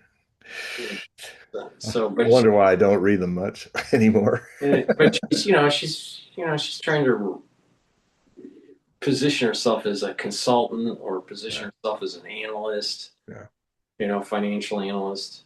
I don't like her because she used economic warfare against the truckers. Yes. She froze the accounts. They absolutely froze their accounts, destroyed them, took their and then Dangerous. the actual acting prime minister was hiding away pretending he had COVID. And he's the son of Fidel Castro, illegitimate. And you can see he looks so much like his father. And it isn't his father, Trudeau. Pierre Trudeau. Yeah, yeah. No, it's a whole story. I mean, it's all documented. It's all admitted. Pierre Trudeau's wife had an affair with Pierre in Cuba, not together, but it went on while he was there in Cuba doing diplomacy for increasing Canada's economic influence in Cuba. And when all that was happening, and you can see the pictures of them. I mean, you know what it is when people are attracted. It's like you really, I mean, you see his wife and Fidel, and they were like, oh boy, they've already done the deed, maybe more than once. And so, and then she got pregnant with uh, with the former prime minister. She was really the power behind him, and she was the one responsible for all that rather national socialistic repression of the truckers. Mm-hmm. Mm-hmm. And There's a I direct that's when correl. she got There's on my radar because I was saying, why is she, this is absolutely fascist what she's doing.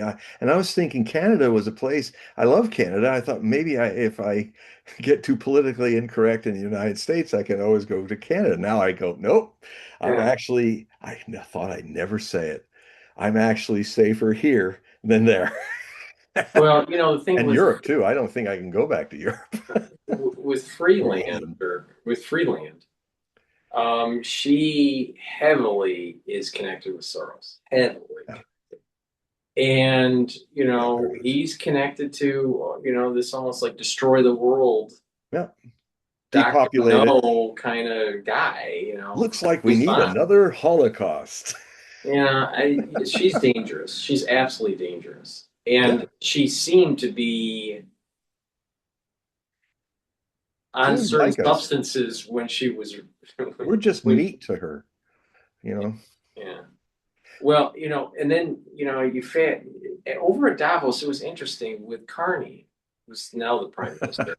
But Carney, it's like he's he's aligning himself with China now with trade deals, which Pretty is bold obviously move. going to upset Trump. So there's going to be more tariff.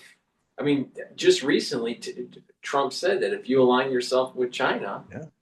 then we're going to slap on 100% tariff. He's You even know, starting to call him the governor of the 51st state again. So yeah. that's coming up again. And then you have you have the Supreme Court that's going to have their say on tariffs. So it's going to I hope cause they do their job. So, but let's just say that let's just say that the Supreme Court says the way that Trump is using tariffs right now is illegal. It Well, is. then the markets are going to go into free fall, Yep. and then Trump's administration is going to come up with some other means to slap tariffs. Will create more free Yeah. fall in unknown in the He's a market. president that does not follow the laws of the land or the United Nations, which we signed on to, which means the UN laws are our laws. And he's a lawless president. I mean, I've never seen it before. He literally is said, my morality is higher than the Constitution and the laws of the nation of the world.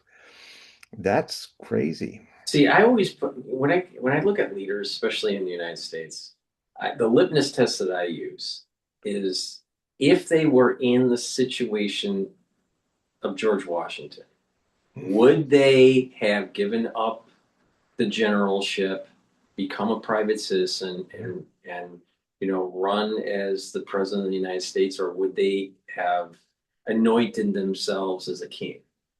And I did vote for Trump 3 times. But the thing is that Trump has the personality Yep. that is antithetical to George Washington in many. Yeah. Yeah. And because of that, Trump would have anointed himself king. Well, I mean, he wants to be king of what I call BOP, his his an acronym for what the something of the Bureau of Peace or something like that, whatever he's calling it. Oh, the I mean, Board of Peace. The Board Board of Peace. I call it BOP. yeah, the Board of Peace. BOP. And I it's and he's you can stay in the club if you give me $1 billion. And he'll probably run that after if in his hospital gown with a bedpan after his presidency is over. But I don't think he's anyway about England. That England's family married into Ukrainian nationalists who were in Canada as refugees of, well, basically being allies with the Nazis and losing with the Nazis. Thousands of them were in the Galicia division, which was the completely Ukrainian SS Grenadier Panzer Division. I mean, they were the fastest, most fanatic non-German allies the Germans ever had. They even got the whole division with all the equipment, everything. And the survivors of that group ended up surrendering in Italy so they wouldn't be caught by Stalin. And then they ended up in Britain for a while, and then they ended up all around Ontario area, but especially around Toronto.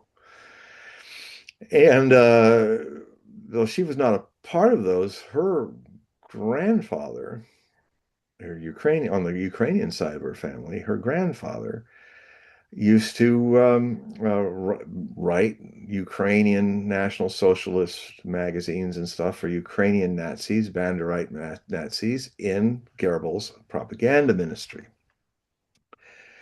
And I was told about before when I started actually exposing the Nazi problem that Ukraine had way back in 2014, when not a lot of people knew about it, and how the American Obama administration actually funded and oversaw the coup that took the democratically elected Yanukovych out of office and put the who's who of Ukrainian Nazism in power. And the first thing they did was to say Russians are basically subhuman Slavs and they can't speak their language anymore in our country. And basically they wanted them flush them out and take all their mines and because all the real industry in Ukraine is in Donbass, and they were mostly run by Russian-speaking Ukrainians who were fine being Ukrainians when it happened in 1991. But they were so shocked that when this all changed, when the fascists came in, they were basically told, "We don't want you anymore, and you either convert." And they even suppressed the Russian Orthodox Church and imprisoned all the priests and nuns. They took down all opposition parties and put the party leaders and their cabinets in prison. I mean, if this isn't fascism, I don't know what is, because they were following the Hitler book, chapter and verse. Bergen-Belsen was the first concentration camp and mostly had people who were speaking out, journalists, democratic Germans, all were thrown in that and conditioned to be frightened and, well, if they didn't get killed. So anyway, um, you know, uh, I went, okay. I've heard that Janet Eaglin used to go to Ukrainian national kind of Boy Scout, Girl Scout, like Hitler Youth, and that she would sometimes dress up in the Ukrainian outfit and do the Roman salute, as it's actually called, so that YouTube doesn't get excited. It's and so she was like a Hitler Jugend of the Banderite fascists outside of Toronto for a time when she was growing up. So, you know, there was that huge mistake that happened during her run with the prime minister, where they had Zelensky from Ukraine present there, and they said, and suddenly the Speaker of the Parliament in Ottawa is saying, "We actually have a Ukrainian World War veteran who fought. He fought in the World War II, and he fought against the Russians." And everybody goes, "Oh, oh." And a few smart people were kind of thinking, well, we didn't fight against the Russians, and British didn't fight against the Russians. The Canadian armed forces who fought and died against Nazism, they didn't fight for the Russians. So if he's fighting for the Russians, which side is he on? It's not an Allied side. Yeah, he was in the Galicia division. And he gets up and waves, and he's like, "Oh, thank God, people finally love me." And the man actually was a war criminal, murdering a lot of civilians and stuff like that. Galicia division didn't do a lot of fighting. They did a lot of massacring of civilians, Czechs, Slovaks, Jews, um, until they had the bad luck to run into a Soviet tank army, and the Galicia division was reduced from 13,000 to 2,000, and got destroyed. Um, but yeah, so it was a big scandal. But the thing that's so odd about it is it's happened twice. This guy has gotten up and done that. Many years ago, he did it again, and it happened. When you are some special guest and you're going to stand up and say something in public with the world watching and your leaders watching and a foreign leader watching, in Canada as much as here in the United States, you get reviewed, you get interrogated, you get to find out who this guy really is. So they knew exactly what they had there up in that balcony being thanked. They had a war criminal that the Canadians protected because his most of his war crimes were against Eastern Europeans and Russians. in the Cold War days. So they knew. They did it twice. So that's when I realized that Canada has also to work on its Nazi problem. Hmm. But we have our problems down here. I'm not judging Canada for it. I mean, God knows we've got our problems with fascists and people here too. So we can work together.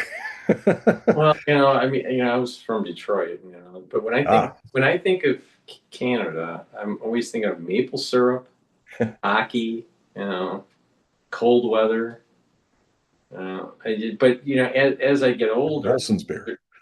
yeah, beer too. But the thing is that as I get older and I'm more cognizant of geopolitics and international affairs.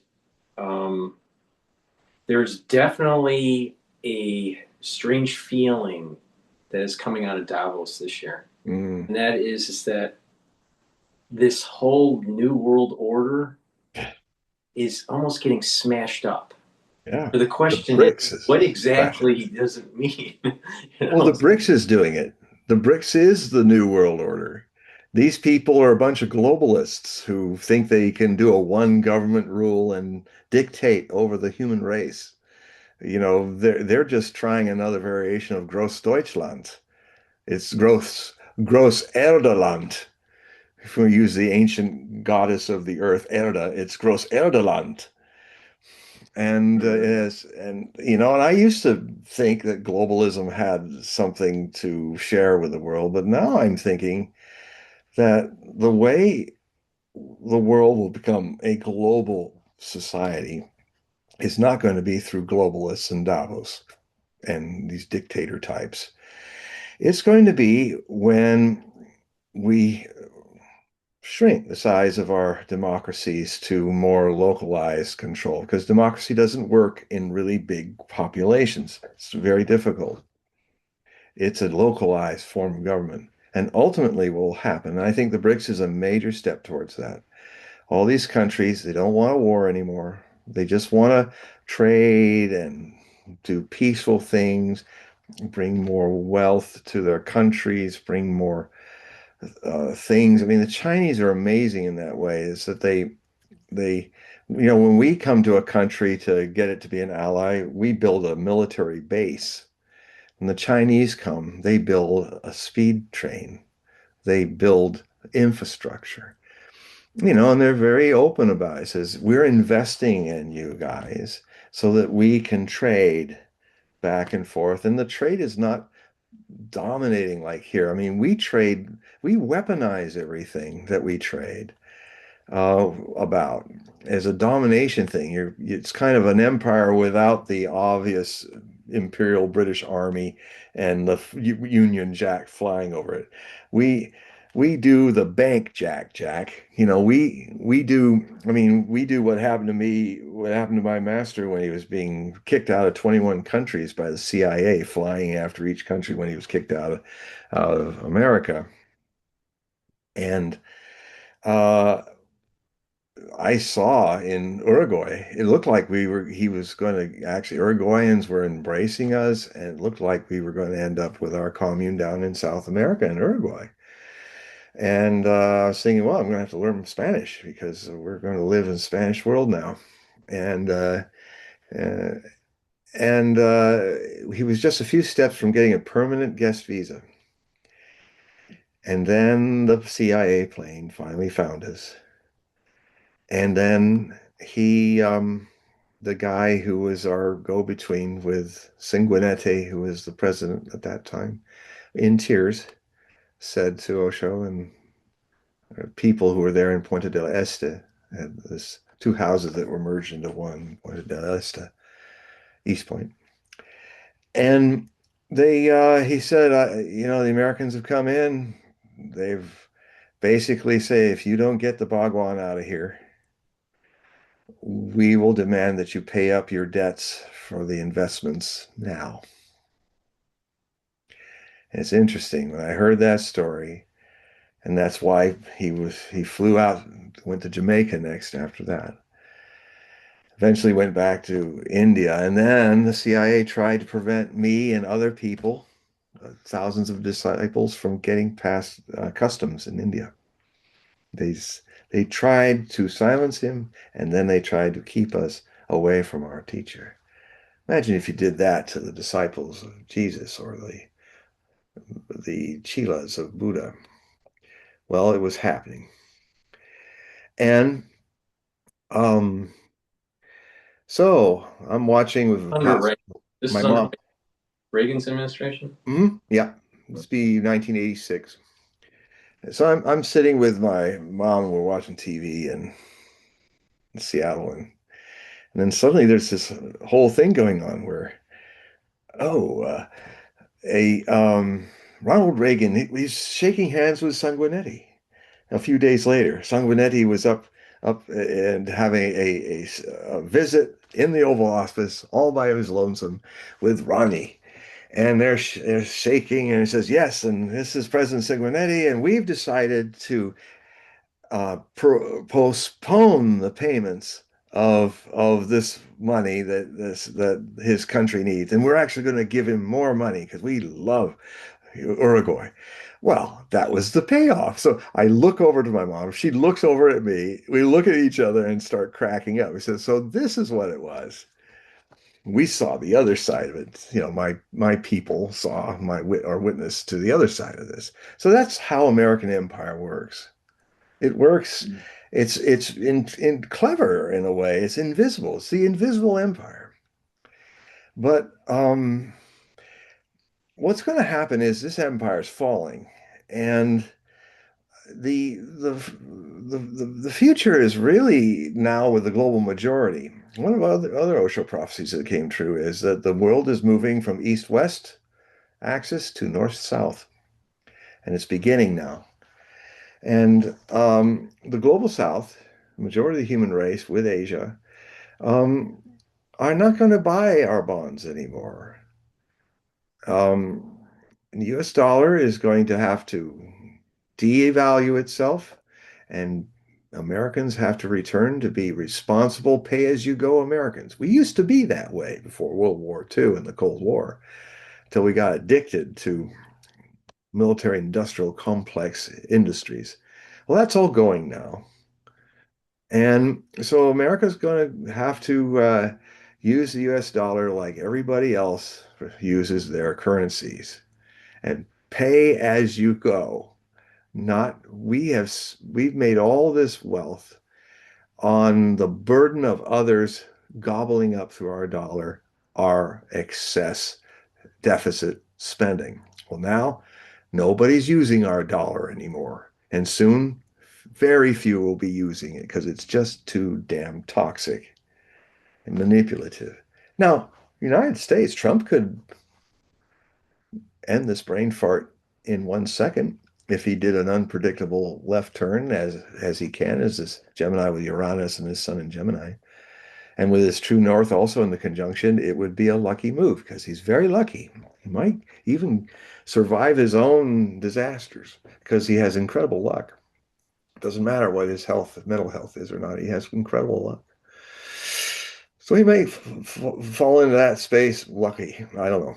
But um, he's he could just right now say all sanctions gone.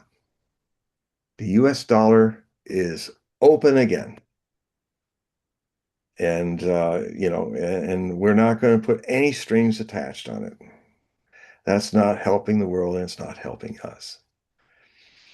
And the other thing he could do is say, we've spent 50 years dismantling our industrial base.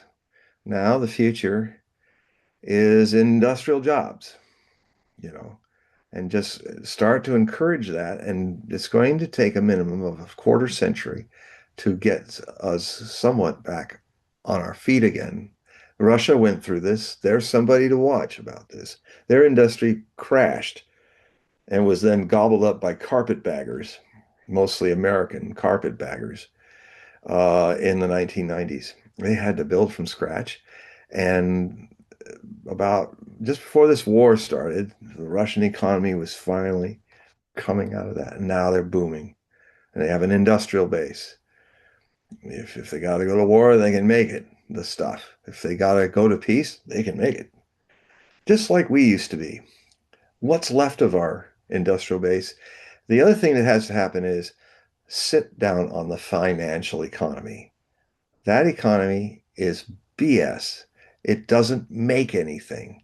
It doesn't give us things that last, that our children can have and their children's children. It's just a handful of rich speculators in a casino making, not making anything, but just profiting off this.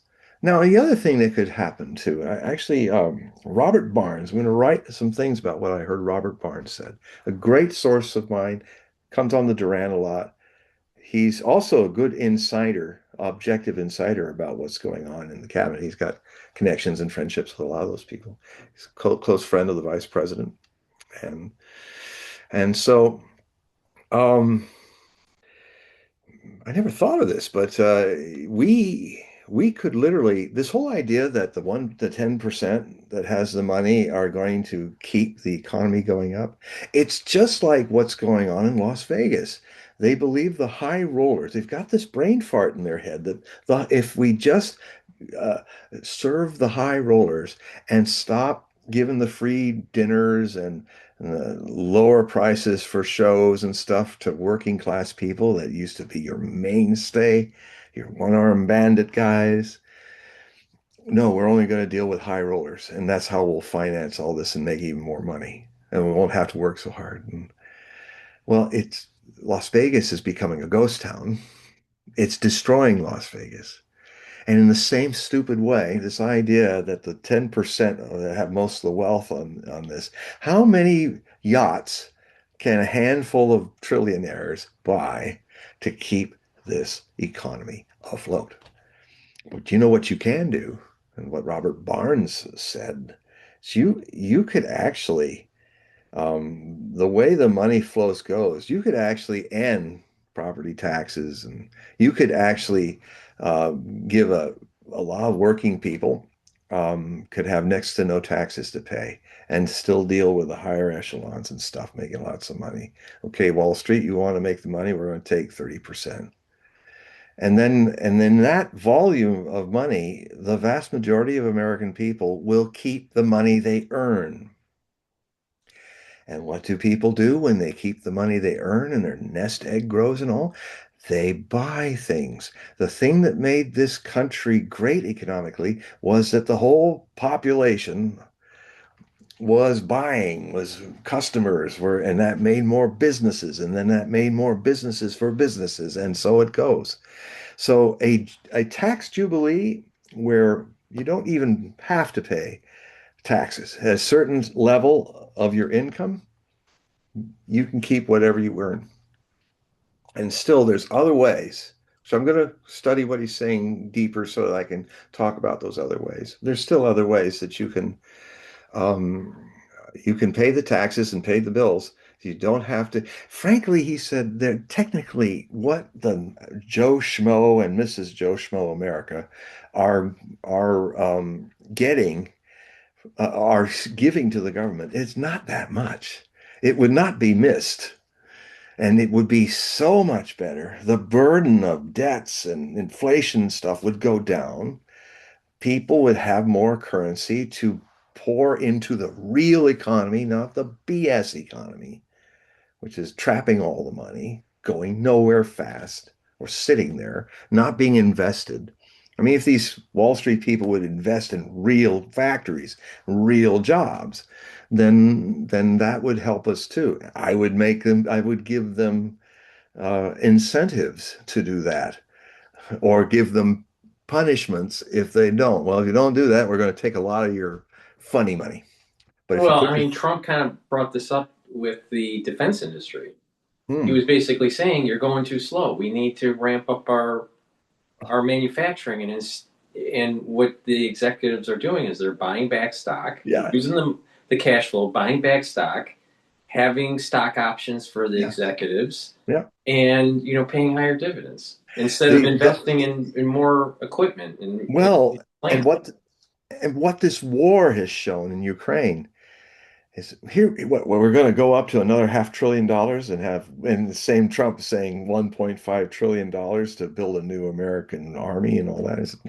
You could reduce this down to 300 million, but get all the graft out, all the stock options, all that stuff, because all these rich guys are doing with the military industrial complex is taking the lion's share of that money, and they might as well be politicians in Ukraine. They are grabbing it, they are making themselves rich off of it. And if you look at the kind of hardware that really got a test in this Ukrainian war, and soon, maybe minutes from now or days, you're going to see how defunct the Navy is, how those rust buckets are ready to go down without a missile.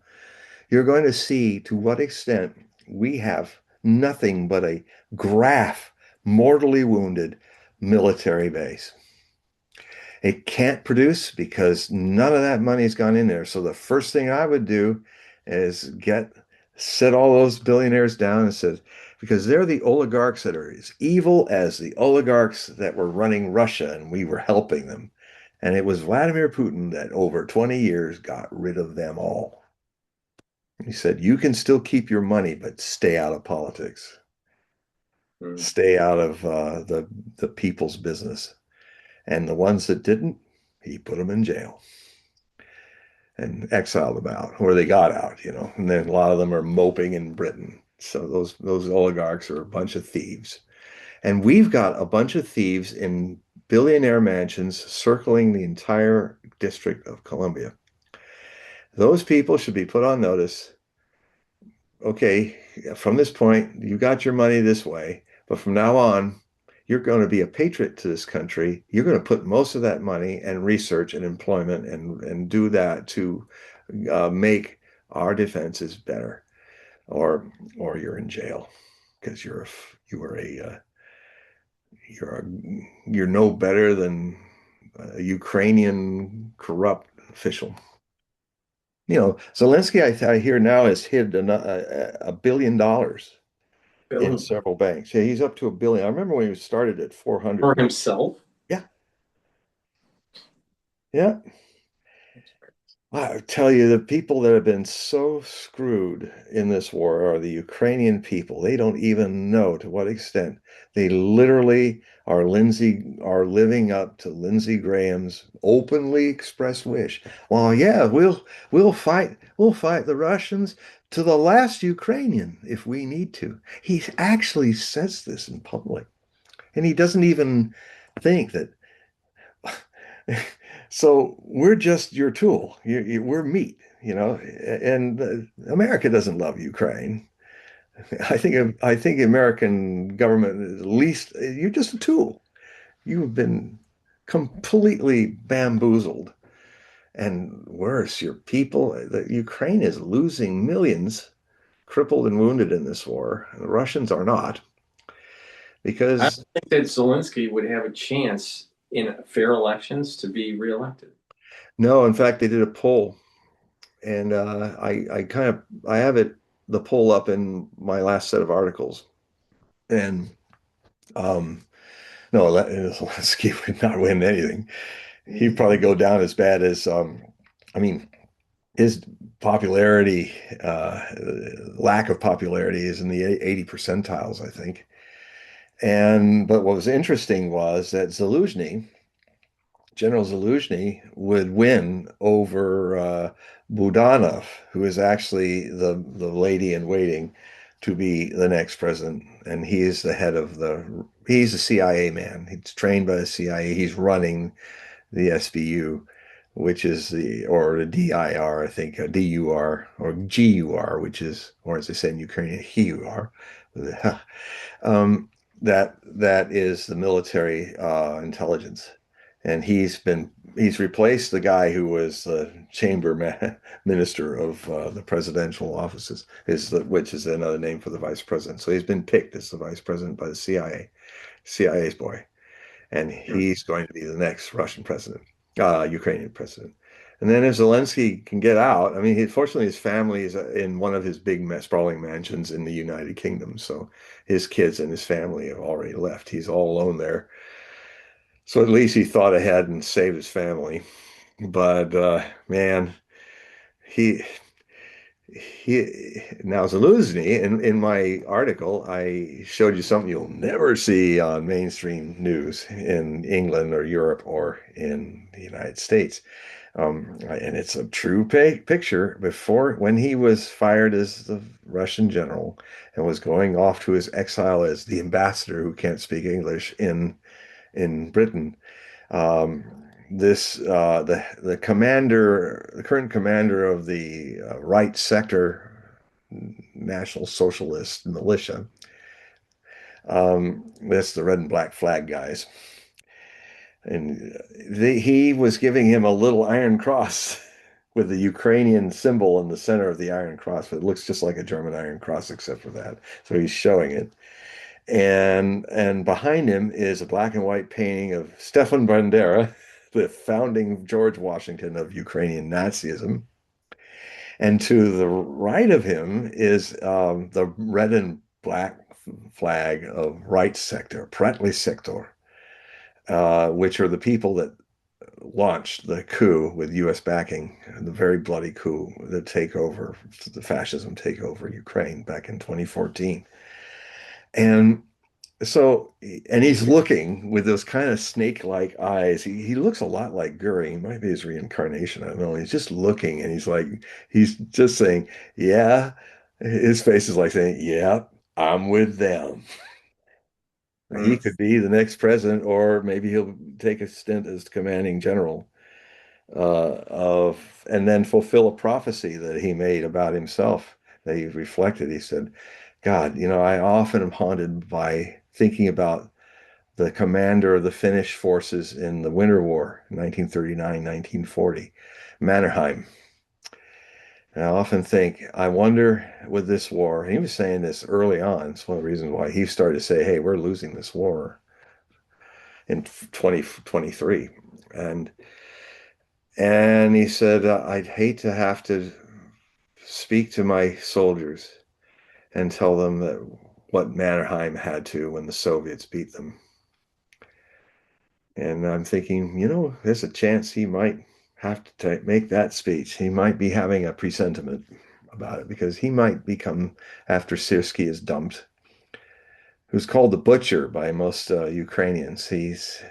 When he can't take a defensive position, he just throws more people to get killed on it. He's that seems the only way he works.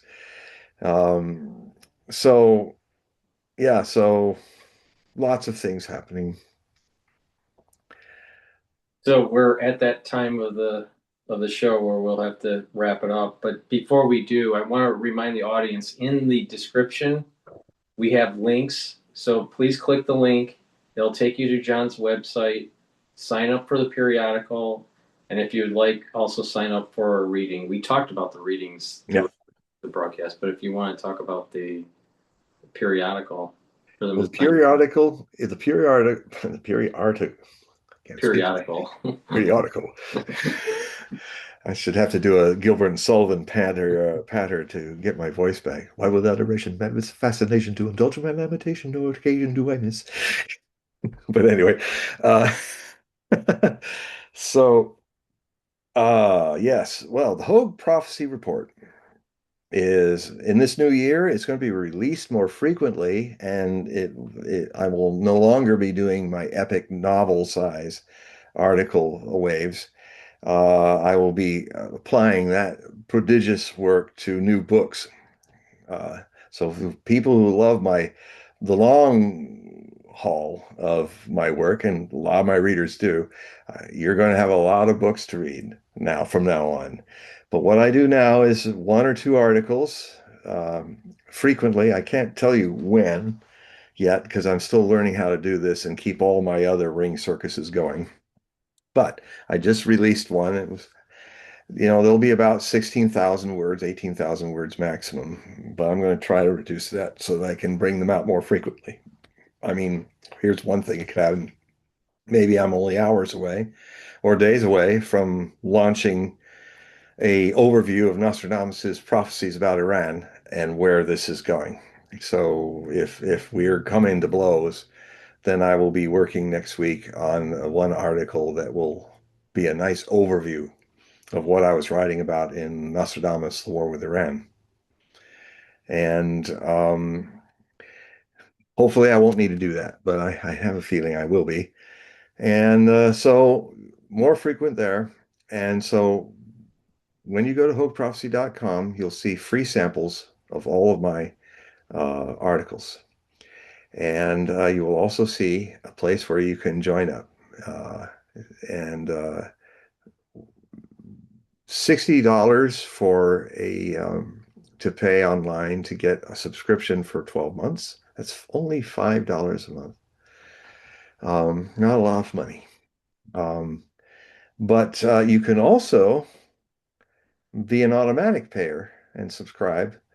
You go, there's this link I'll give you, and it'll take you to a page which has kind of a pink background.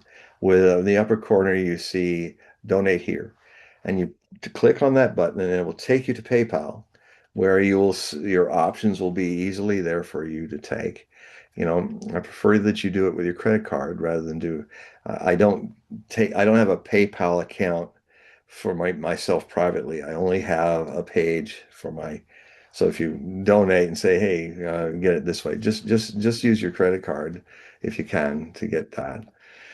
And it's all very protected, well and fine. And that's that you will then be receiving a couple times a month, some months three times, some months one. It really, but you will get a lot of fully illustrated PDF files, which I